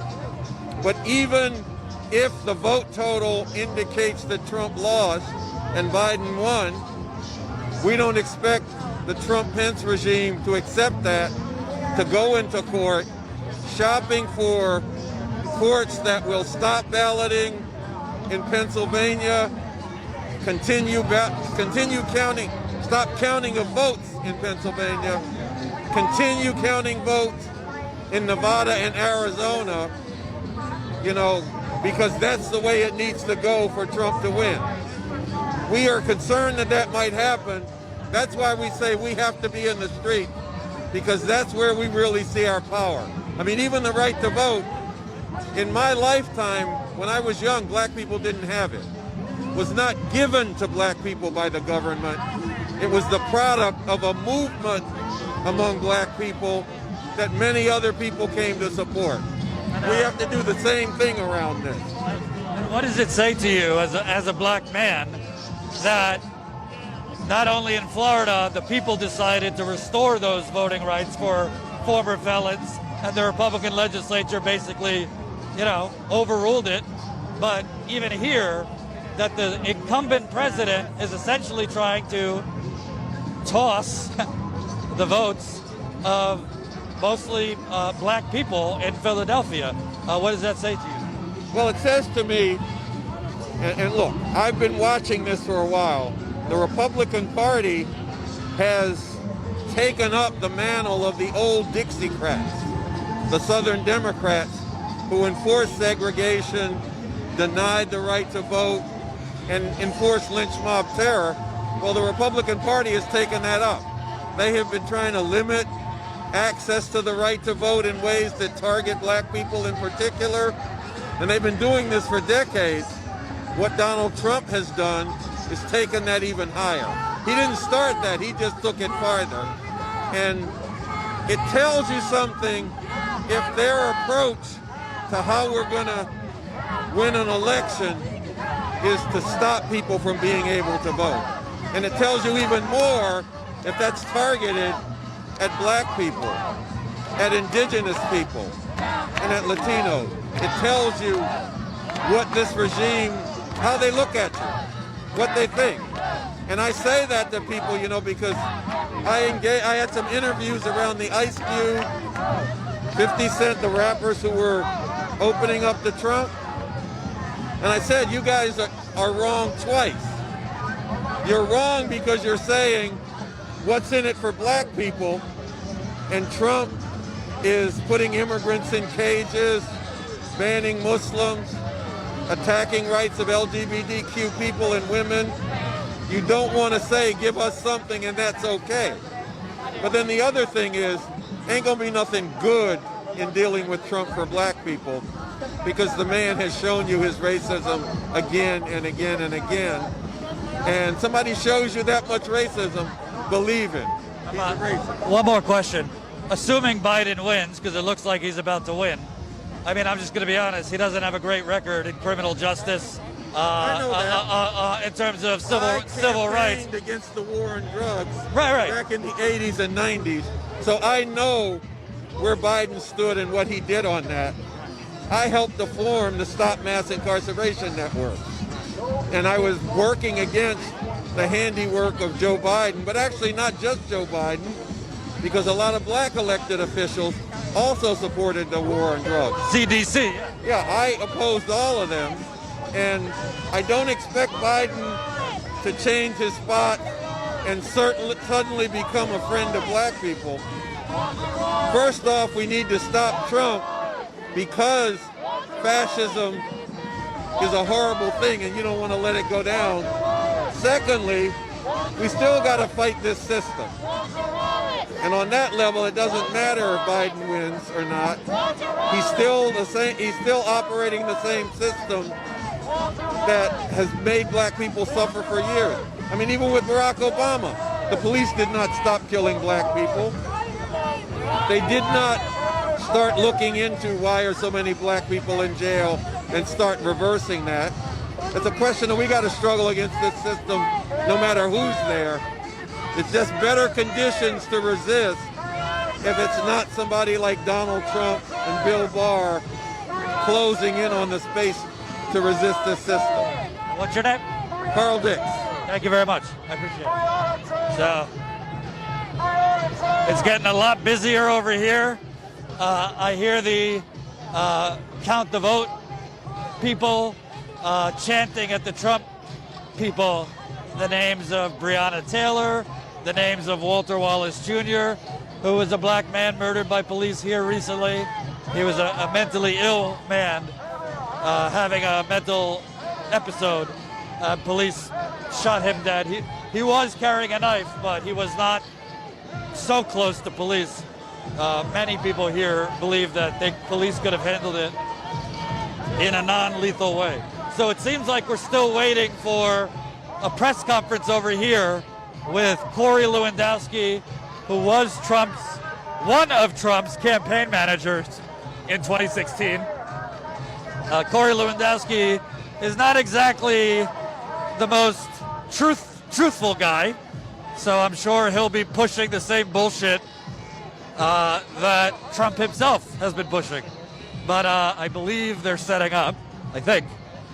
Yeah, Corey Lewandowski is over there, so let me try to get closer.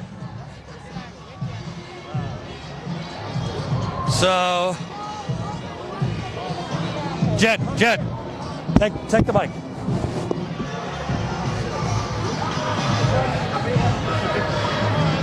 So there's Corey Lewandowski. John!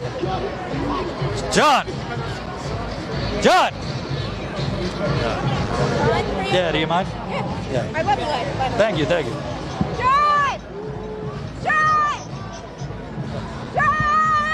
He's not gonna hear. It's all right. Thank you.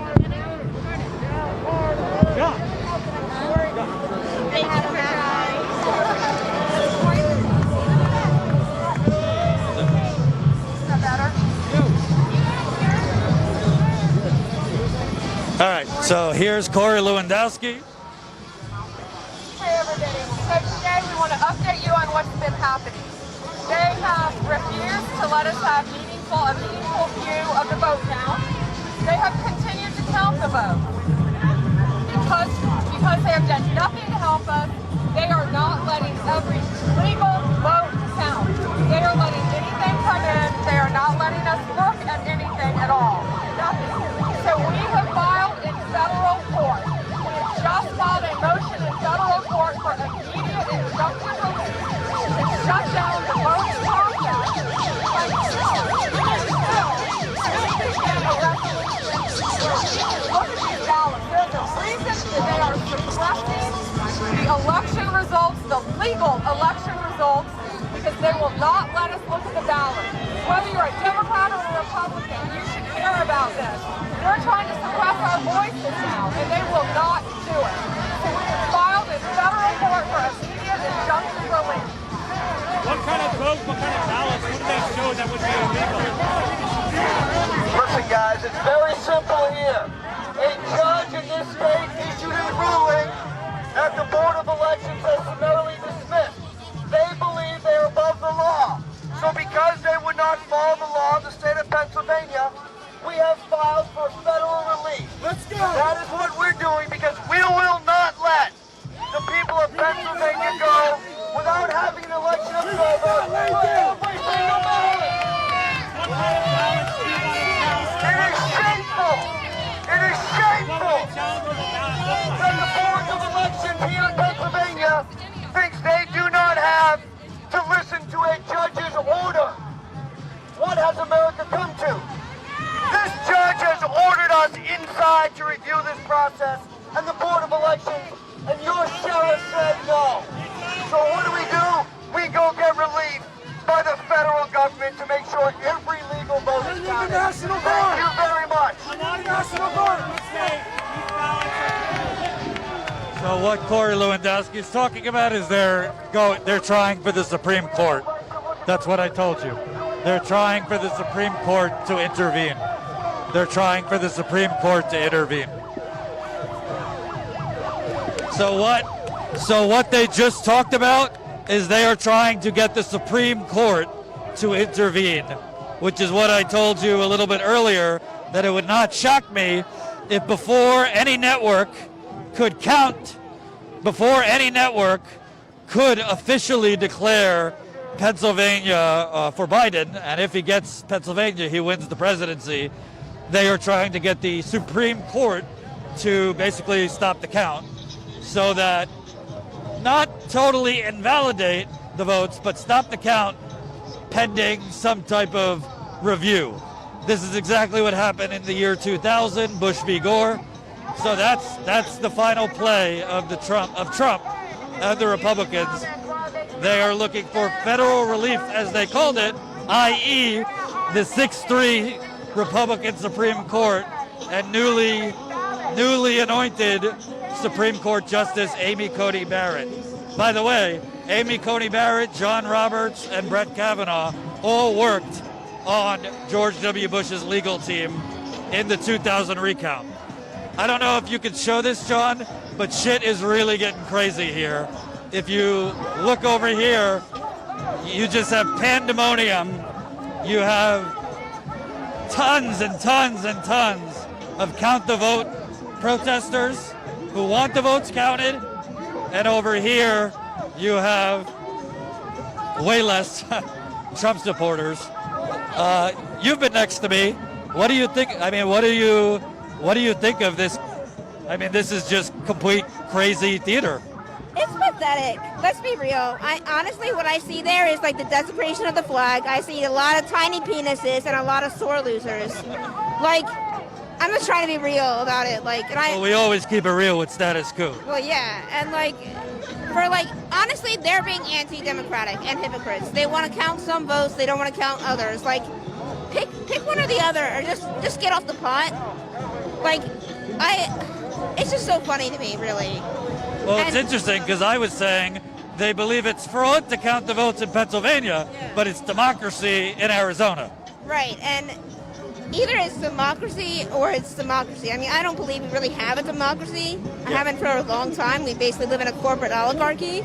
That's why I call it the United Corporations of America. That's why it is the United Corporations of America, really. Or even the corporations of the world, that some are based in America, some are based in China. But, like, besides the point, what they're doing is ridiculous. Like, burn your Trump signs, try again in 4 years. It's already in the works. I mean, the thing is, like, Trump might be defeated by the end of the day, but Trumpism won't be defeated. What's a little scary to me is this is obviously a bit of a cult, and you have Trump, his narcissism. To me, at this point, for Trump, it's not really about maintaining the White House. It's about being able to say, I never lost, because he's so narcissistic. He has such delusions of grandeur that he wants to taint it so that it will never be viewed as legitimate. But the problem with that is when you have millions of people that follow him and everything he says, that could create a violent situation. Yeah, and I mean, honestly, I've already had Trump supporters be violent to me, even within the last week. Someone threw something at my car. I was driving. Wow. I don't have anything in my car either, like no stickers, nothing, just besides like a Ben Gravy sticker. It's a surfer. But it's just, And the thing that I find kind of striking, it's not like the people out here are like, rah, rah, Joe Biden. Like, these are not like enthusiastic Joe Biden supporters.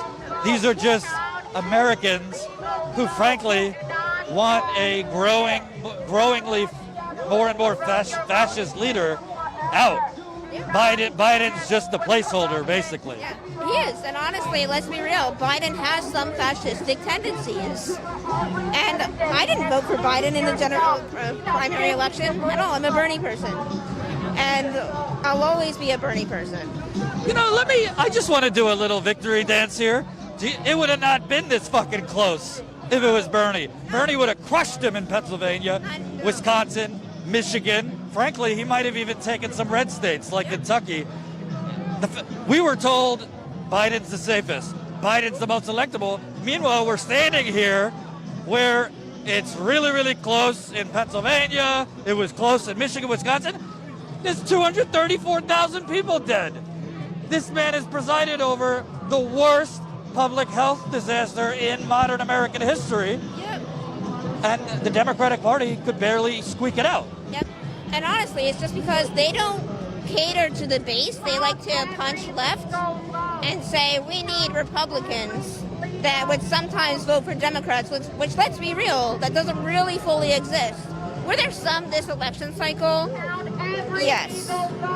But that's just because Trump is just such a fucking aberration. Do you want to know? I'm about to blow your mind. Yeah. Take a guess, so far, the percentage of Republicans that voted for Trump. I'm going to say 95. 93% of Republicans voted for Trump. So the Democratic Party basically sold their party to John Kasich, Colin Powell, Meg Whitman, David Frum, Bill Kristol, and all of these warmonger corporatists.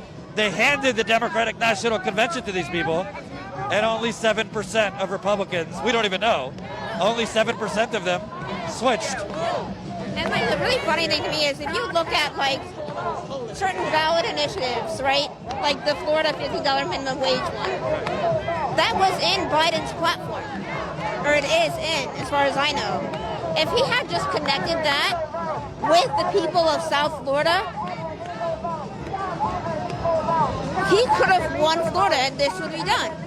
Like, if the Democratic Party just connected the policy with, even if it's a shit policy, like not even like where I'd like it to be, if they just connected it with the people. Well, apparently this version of the Democratic Party is more interested in winning Georgia and attracting Republicans than attracting Latinos, black people, young people. They just want to basically, I don't know, move Republicans over to be Democrats so they could give the figure to young people, Latinos, black people permanently. Yeah, and honestly, it only works now because obviously we are heading towards fascism with Trump. And honestly, even people in Philadelphia, like Martina White, who actually unfortunately was just reelected. And she's in the state Senate, I believe. So it's just,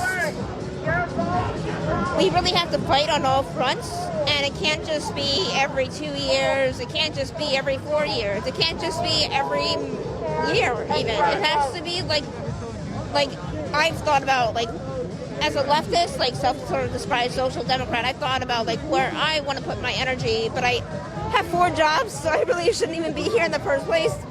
But like I thought, okay, there's like healthcare for all, PA. Like that would be a good thing to go knock on people's doors and be like, can you sign this? So we'll take it to the legislator, and hopefully they'll get them to co-sponsor it and we get everyone in the district. You know what I mean? Like people need to do more things like that, especially like because we have made some good inroads in PA, specifically like with like the redistricting and getting a number of DSA elected people to Congress. So like we can put pressure. It's just a matter of, do we have the will to do that? We'll see. So, what's your name? Carly. Carly, thank you. Appreciate it. So I am predicting, you want to get in? Yeah, go ahead. Thank you very much. Excuse me, we're going to be having a press conference under the Reading Terminal Market sign at 5:15. Oh, thank you. Yeah. So there's going to be another press conference. Local leaders and elected officials. Okay, thank you. So local officials here are going to be having a press conference. It feels like 10 o'clock at night, but it's only like 5. I am making a prediction. And I'm taking my glasses off to make this prediction.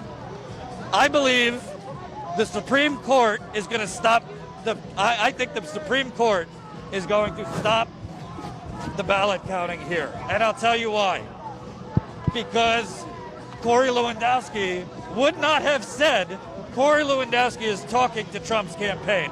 He's probably talking to Trump. I don't think he would have said that we're looking for federal relief, meaning the Supreme Court, if he already if he didn't already know that there's a very good chance that the Supreme Court is going to, at the last minute, which would have to be over the next few hours, that they would step in and say that the vote counting needs to stop, at least temporarily. Right now I'm being sprayed by Lysol, thank you, Jen. It is a pandemic and everybody is packed like sardines. So you do have the count every vote people. They're screaming at the Trump people. I like that the woman I just interviewed said, all you have over here is a bunch of small penises. Yeah. I like that one. Yeah. We have a couple of updates. And how many people do we have watching right now? Because I think everybody needs to smash that like button. Smash that like button. It's a thumbs up button. Do you see any other We got a lot of GoFundMes as well. Hold on. I took screenshots. So Trump only leads by 70,000 in Pennsylvania now, which is a 30,000 drop in the last hour or so. And he leads only by 10,000 votes in Georgia now, which is also a nice drop. So we got here, I think we got here about 2 hours ago. Trump was winning in Pennsylvania by 110,000 votes 2 hours ago. Now he's only winning by 70,000 votes. So as these votes are being counted, these fraudulent, tyrannical, terrible votes that these Trump people want stopped. And Anat sent this as well. Defense Secretary Esper has prepared a resignation letter. So as the votes are being counted, Trump's lead is dwindling very quickly, and that is why they are pulling out all the stops, basically to get these votes to stop the count. And I just have, I hope I'm wrong, but I just have a really gut feeling that the Supreme Court is going to interject themselves and at least temporarily stop the count. That's what Trump has been signaling he wants, and that's what Corey Lewandowski just signaled that they want. And if that happens, it would be absolutely outrageous, and that would be the fraud if the Supreme Court interjects here. So keep pressing that like button, keep sharing this live stream. I want to show you over here, we have a sign that's been set up, a big sign that says count every vote. So this is a long sign. Behind the sign, they're chanting, "Show me what democracy looks like," and count every vote. There's a lot more count the vote people here than there are Trump supporters. You also have a lot of media. I see a lot of foreign media too, from other countries. So, hey, Pennsylvania, Philadelphia is the place to be. It looks like there's going to be a press conference over here with local elected officials. But like Jen said, Trump's lead is narrowing very, very quickly, which means overall, as Trump's lead in Philadelphia and Pennsylvania narrows, that could mean the final hours of his presidency. Obviously, if Biden wins, Trump would still be president until January. But if Trump, as more and more of the votes here in Pennsylvania are counted, primarily in Philadelphia, which Biden is doing very well in, well, more than very well, he's winning by over 80%. That might be the final acts of Trump's reality show that was his presidency. Do you want me to see it? Sure.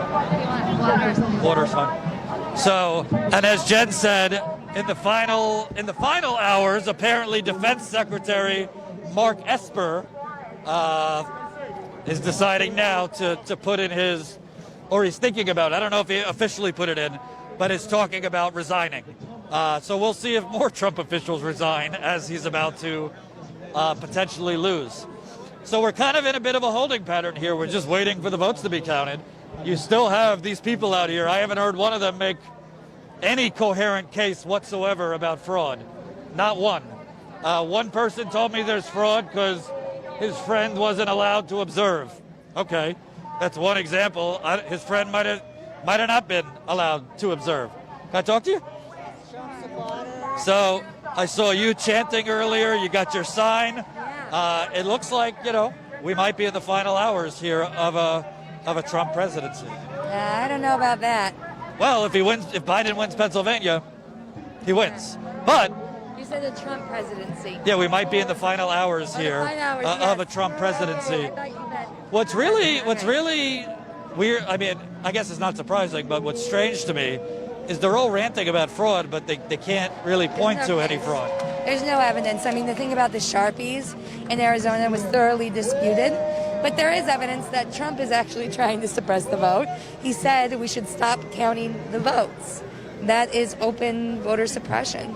And saying that, we shouldn't honor the mail-in ballots. That's open voter suppression. There is one side that is trying to suppress the vote, and it is Trump. And Goebbels, I believe, said, accuse the other side that of which you are guilty. Oh, a Goebbels quote. I like it. Yeah. It's interesting because to me, Trump believes it's fraud if they're counted in Pennsylvania, but it's democracy if they're counted in Arizona because it helps him in Arizona. I mean, politics normally is just blatant hypocrisy, but even that's just beyond hypocrisy. They're literally arguing two different things. It's fraud here, and they were saying it's fraud in Michigan, but in Arizona and Nevada, where if he needs the votes to be counted to close the gap, no problem. So it's kind of just all, I guess, theater, really. Yeah, it's just, this is a hallmark of fascist regimes where the truth doesn't matter. Reality is what I say it is. He demonstrated that with his approach to COVID and them not wearing a mask and, we have a vaccine. It's that the truth is what I want it to be and what serves my interests. And that's very, very dangerous, okay? It is lunacy, but it's very dangerous to have a president that's running a country that way. And actually, this is a danger to the whole world.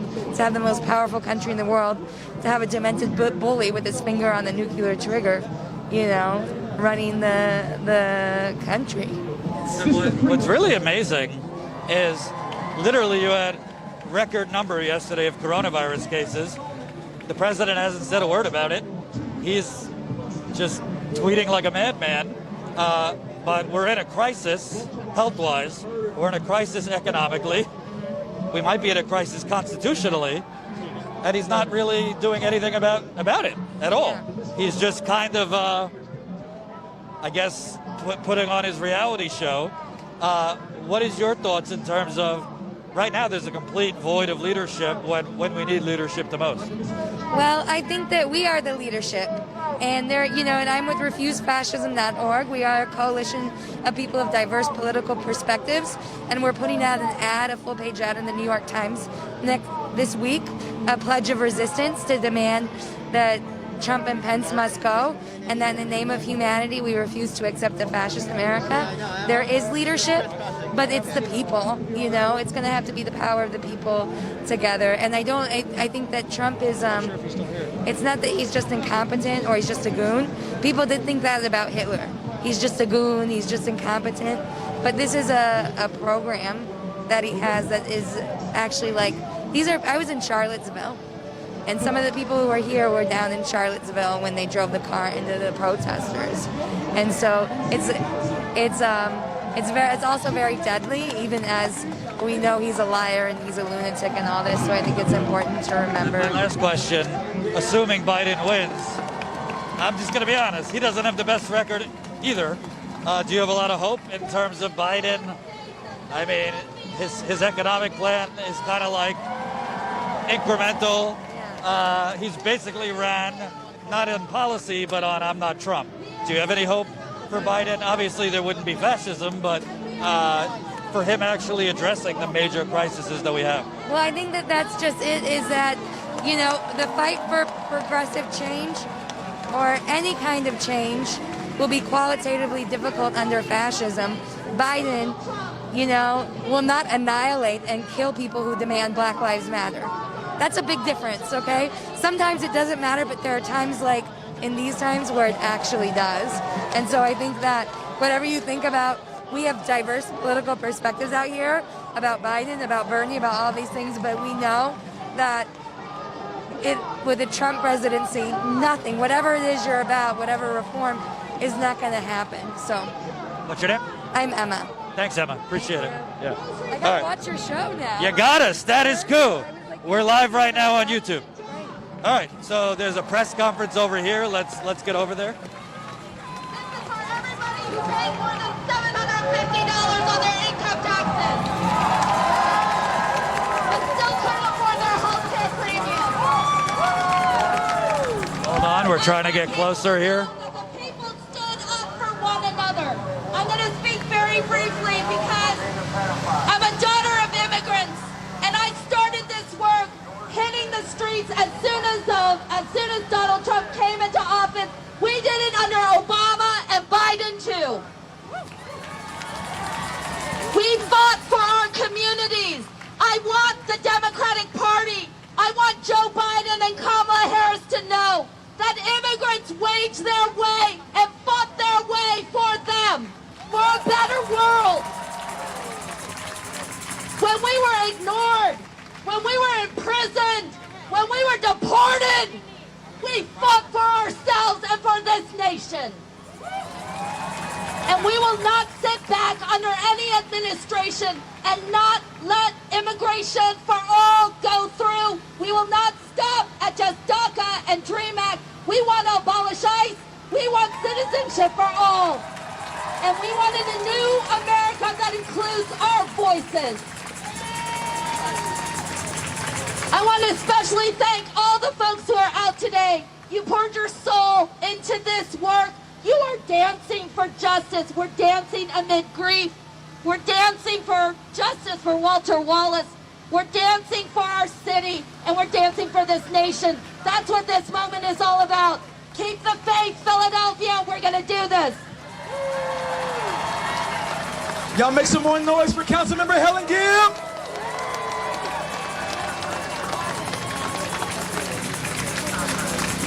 Somebody real special, near and dear to my heart. Somebody who, made real history last year, 2019. First time in 100 years, somebody who wasn't a Republican or a Democrat said, listen, I'm gonna need you one of them seats in City Council at large. You said it sound like who? Sound like who? Sound like who? Y'all make some noise for the People's Council member, Kendra Brooks. Thank you, thank you. You know what, you guys? Today was amazing. Today demonstrated what Philadelphia is all about. As we proclaimed all day, we're going to make sure that every vote counts. We also were proclaiming that every voice will count. That means when we claim victory, we will ensure that all the energy that we pull together into this election, all the energy that we pull together right now to make sure every vote is counted will also be used to uphold the issues that are new, that true and dear to the folks here in Philadelphia. We're talking about affordable housing. We're talking about health care for all. We're talking about a Green New Deal for Philadelphia and this country. These are the reasons why we're in the streets. We already knew that what we're fighting for is our democracy, and it's bigger than any person. Right now, we're showing everybody that the power is in the movement. The power is in these streets, and the power is in these people. And we, as we proclaim that every vote will count, we are letting them know loud and clear that our voices will be heard. We will not back down, and we will continue to hold everyone accountable until we get the democracy, the country, the state, and the city that working people deserve. Let's not stop this fight. Let's keep this same energy for the next 4 years because we can have it. We deserve better for our families. We deserve better for our futures, and we can only do it together. How can we do this? How can we do this? How can we do this? All right, you guys, we are amazing, and we're going to continue to hold everyone accountable. Thank you. Philly, stand up. Philly, stand up. That's Councilmember Kendra Brooks. Y'all put her in office and she don't do right by you. We not only have these progressive champions in city council, we got progressive champions over in that battlefield called Harrisburg. It's a bloodbath up there, y'all know this. They do it different up there. But we got one of these champions who's been around for a couple years too, somebody that I specifically look up to. It's not very every day you run into people who share your identity and think in ways that inspire you. Focus on the people first. Y'all know about Representative Chris Rabb? I said, y'all know about State Representative Chris Rabb? Come on, make some noise for State Representative Chris Rabb!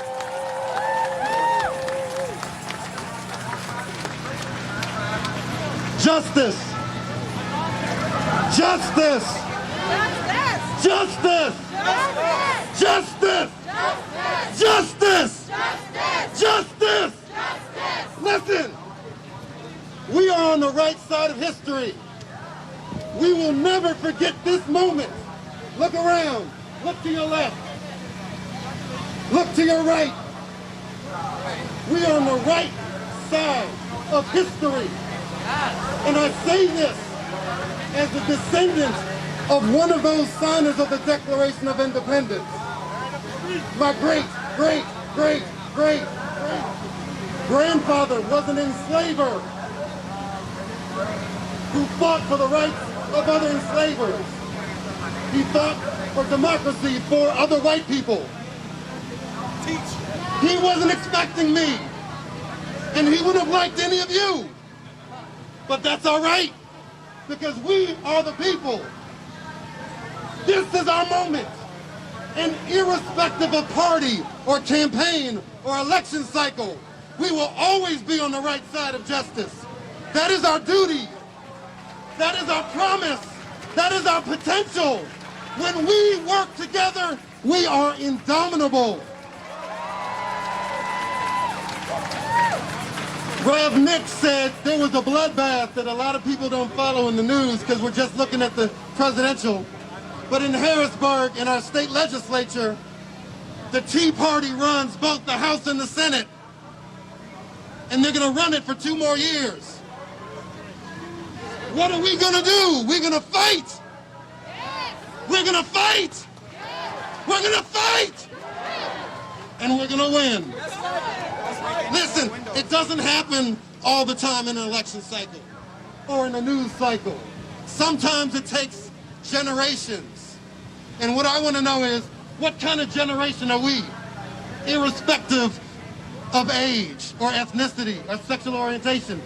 We are the generation of justice.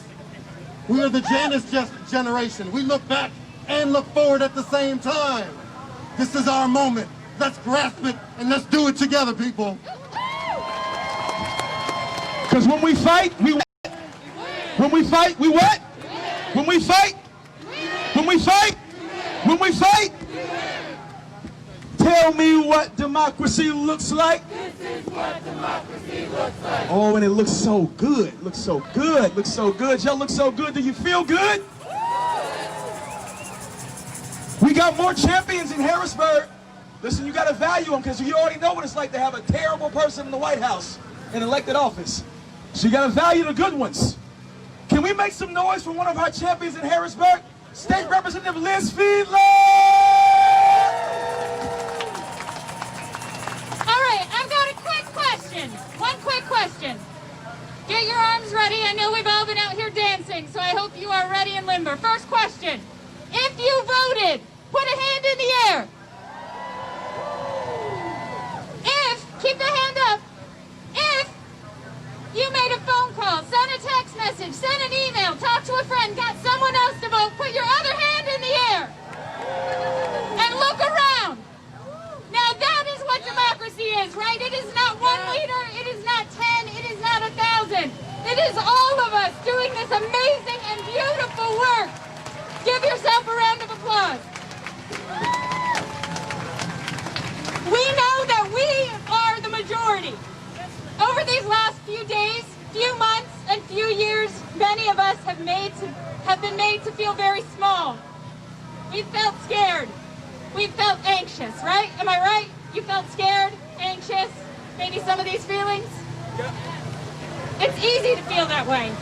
It's easy to feel that way when we have a president in the White House who is spewing hate on his Twitter account and in person. And yet here we are. We've made it this far. And today, we're going to make sure we count every vote. Can you say count every vote? Count every vote. Can we make sure the election workers inside this building can hear us say it again? Count every vote. Count every vote. Count every vote. Count every vote. Count every vote. Count every vote. Count every vote. And the last thing I will say, because I know we've got a lot of amazing champions for working people here, is that we know this is not the beginning, and we know it's not the end. It's not the beginning, and it is not the end of our struggle. As you've heard from our amazing council member, Kendra Brooks, Medicare for All, a Green New Deal, that's just the beginning of the next step. And so I look forward to working with all of you and our progressive working class champions, labor unions, to make all of that a reality for our city and our state. Thank you so much. Count every vote. Count every vote. Say it. Count every vote. Say it. Count every vote. Say it. Count every vote. Say it. Count every vote. Say it. Count every vote. We need all these votes to be counted. I said all of them, and this is a whole lot of votes out here. We need all of y'all. Y'all want your votes counted? Don't you like when somebody represents all of us? I got somebody who represents all of us. His tagline was "Survival for All." One of the smartest people I ever met in my life. Y'all put him in office. Y'all make some noise for State Senator Nikhil Savall. So, good evening, Philadelphia. How is everyone doing? I appreciate that energy. I appreciate it.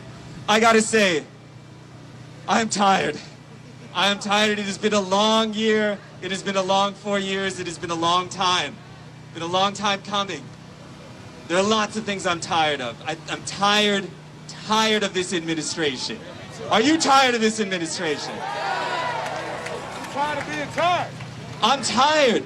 I'm tired of, I'm sad. And I'm sad about, we just have to recognize the cost of this administration. Acknowledge it. We have over 200,000 Americans, overwhelmingly black and brown people, working class people, dead. I am tired of that number. I'm tired of hearing it. We have so many people, children separated from their families, not even returned to them. I'm tired and sick and saddened by this. I'm tired and sick and saddened by the fact that every year on record is hotter than the previous year. I'm tired of inaction on this.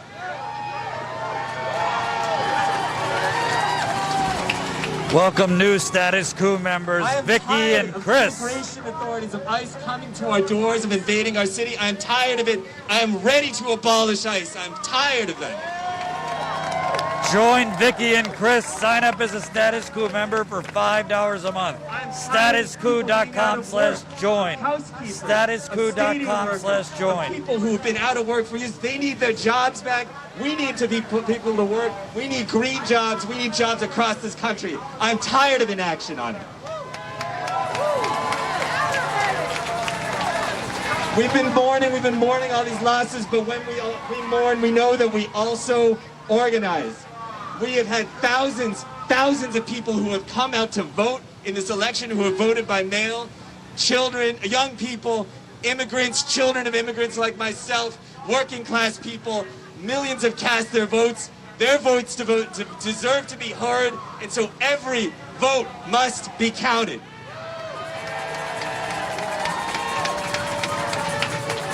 We are going to work to count those votes. Though we are tired, we are going to work. I know we are going to work. I know we are working hard out here today. We're going to work tomorrow, the day after. We are going to hold, I believe that we will win, and we were going to hold this next administration accountable for a Green New Deal, for housing for all as a human right, and ensuring that no one goes hungry in this country. How about Medicare for all? We will mourn and we will fight for the thousands killed by police, murdered by police, just in our streets just last week. This is not, we need a change. And I just want to do a chant with everyone because I believe that we will win. So after me, I I believe. I believe that. I believe that we. I believe that we will. I believe that we will win. I believe that we will win. I believe that we will win. I believe that we will win. I believe that we will win. Thank you, Philadelphia. Let's win this. We will win. I believe that we will win. I believe that we will win.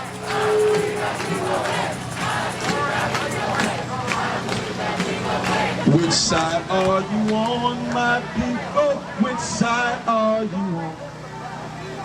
Which side are you on, my people? Which side are you on? So, Shame on you. Going straight to hell, you communist, you socialist, you voting man. So, You have to vote for Biden. We know how you are. You are pathetic. You're going to hell. So that was a press conference. That was a press conference of, it seems like, local and state politicians. A lot of the usual, a lot of the usual speeches and talking points. So I felt we could dump out of it. But they're definitely revved up, that's for sure. I want to also let you know, to the 1,500 people we still have watching, you could support this, shall I emphasize, in the trenches reporting for $5 a month. It's not cheap to be out here. We covered the entire Democratic primary, Iowa, New Hampshire, Nevada, South Carolina, Super Tuesday, Michigan. We were out there. We take zero money from banks, from fossil fuckers, from big pharma, from big real estate, from Silicon Valley, military industrial complex, none of them. We are only funded by you.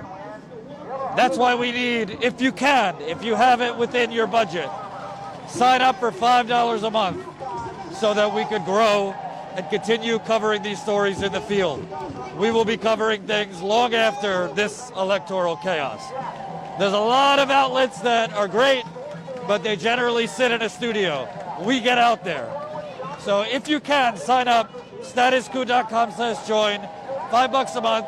You get great behind-the-scenes videos. You get access to our members-only Discord and access to our monthly members call. Anything I'm missing? I just want to say thank you to everyone. We've had an incredible amount of support tonight with super chats, with GoFundMe donations. A lot of people have subscribed. We've had new members. I just saw another new member come in, so let me say welcome to Mark. Yay, Mark, thank you so much for joining. Welcome also to Vicky, to Chris, to the other members who have joined today. I urge you to join as well. Join with them. It truly is just $5 a month. You'll get access to our Discord, where I've been putting behind-the-scenes photos and videos, and we pop in and chat with you. There's video chat, there's text chat, voice chat. We have a variety of different channels where we talk the books we're reading or politics, whatever. It's a great spot. That's just one of the perks. We also have Ask Me Anything calls with Jordan and myself. It's really great, a huge value for $5 a month, and it helps us report. We are a startup. We are viewer funded. We are not corporate media. We're not CNN, who can send out fake journalists to polling sites or whatever to do nothing. We are out there giving the microphone back to the people. Statuscoup.com/join. Statuscoup.com/join. That is what keeps Status Coup going. So here we are. Also, text COUP to 370-370. Get your phone out right now and do it. Text COUP to 370-370. We do not know if Pennsylvania will be called today or not. It's possible we'll go live again tonight. We'll see what happens. Nobody knows. Nobody knows. Yeah, so what we're going to do, just to kind of pace ourselves, we do have to eat because we haven't eaten all day. We drove from northeastern Pennsylvania here, so we haven't really eaten. So we're going to go eat. I got to tell you, I do have a feeling we'll be live again tonight. I don't know for sure, but it is possible that the election is called tonight. frankly, it's also possible that something crazy happens, like the Supreme Court stepping in to stop the votes from being counted here. Anything is possible. We really don't know. But while there's a little gap in activity, we want to go eat. Definitely Lysol ourselves, because there's a lot of people out here in a very, very active pandemic. Just to set the scene one last time, you do have a lot less Trump people out here right now. There was more Trump supporters out when Corey Lewandowski and Pam Bondi were here ranting their insanity. There was a lot more people where we're standing about an hour ago. There's still a good crowd to my left of count the vote protesters. And last I checked, it's probably even tighter now, but last I checked, Biden had closed the gap in Pennsylvania to 70,000, was it? Yes. So it might be even less now. But basically what's happening is, as the votes are counted here, where we are in Philadelphia, they're actually being counted in this building next to us, the convention center. As they're counted here, Trump's lead in Pennsylvania is narrowing and narrowing and narrowing and narrowing. And as Trump's lead in Pennsylvania narrows, so does his presidency. Because if Biden catches him in Pennsylvania, and if Biden takes the lead in Pennsylvania, Biden wins the presidency. So that's why these Trump supporters are out here chanting whatever crazy lunacy they could think of. Fraud, conspiracy, cabal. They don't care if there's proof or not. It's coming from the president. And yeah, you never know. Trump could pull it out by a very narrow margin here in Pennsylvania. But Biden technically could still win the presidency without Pennsylvania if he keeps Arizona and if he wins Nevada, which should be called within the next couple hours. So that's where we're at. We might be back out soon. So stick with us. Like Jen said, make sure you're on our text list. Text COUP to 370-370. That's COUP to 370-370. Welcome, new member Robert. Yes. Yay, Robert. And sign up. I'm taking my glasses off. A personal appeal. Why you should sign up as a member to Status Coup. There's a lot of people emailing you, politicians, think tanks, independent media outlets asking you to give them money, yada, yada, yada. Here's why you should give it to us instead. Well, give it to as many people as you can, but here's why you should sign up as a member to Status Coup. Because I believe that actions speak louder than words. And I believe if you watch Status Coup or you're new, and this is the first time you're watching us, look through old videos. We don't just talk. We're out there. We act. We've been to Flint. Between both of us, we've been to Flint over 20 times because in an American city, 6.5 years later, they still don't have clean water. We've been covering the murder of black men long before George Floyd. I was in Dallas last year covering the murder and execution of Botham Jean, 26-year-old black man murdered while just hanging out in his apartment. We covered the fight against toxic natural gas pipelines. We were in Detroit and Ohio last year covering 15,000 General Motors workers laid off. We covered this entire campaign on a shoestring budget. We don't have a massive investor. We've done it through you, and we'll continue to do it through you. So if you can, we understand tough times economically, so if you can't, we get it. But if you can, sign up, $5 a month, statuscoup.com/join. Welcome, new member Matthew. Keep those new memberships coming. And yeah, we might be live again a little bit later. Anything else? No, just again, thank you for your support. Thank you for watching. Today's audience was our viewership was absolutely incredible. Obviously, this is important. This is historic. We're all on pins and needles. We're all very anxious. So thanks for hanging with us at Status Coup. We believe in the journalism we're doing. So thank you. All right, we'll see you in a bit. Bye-bye.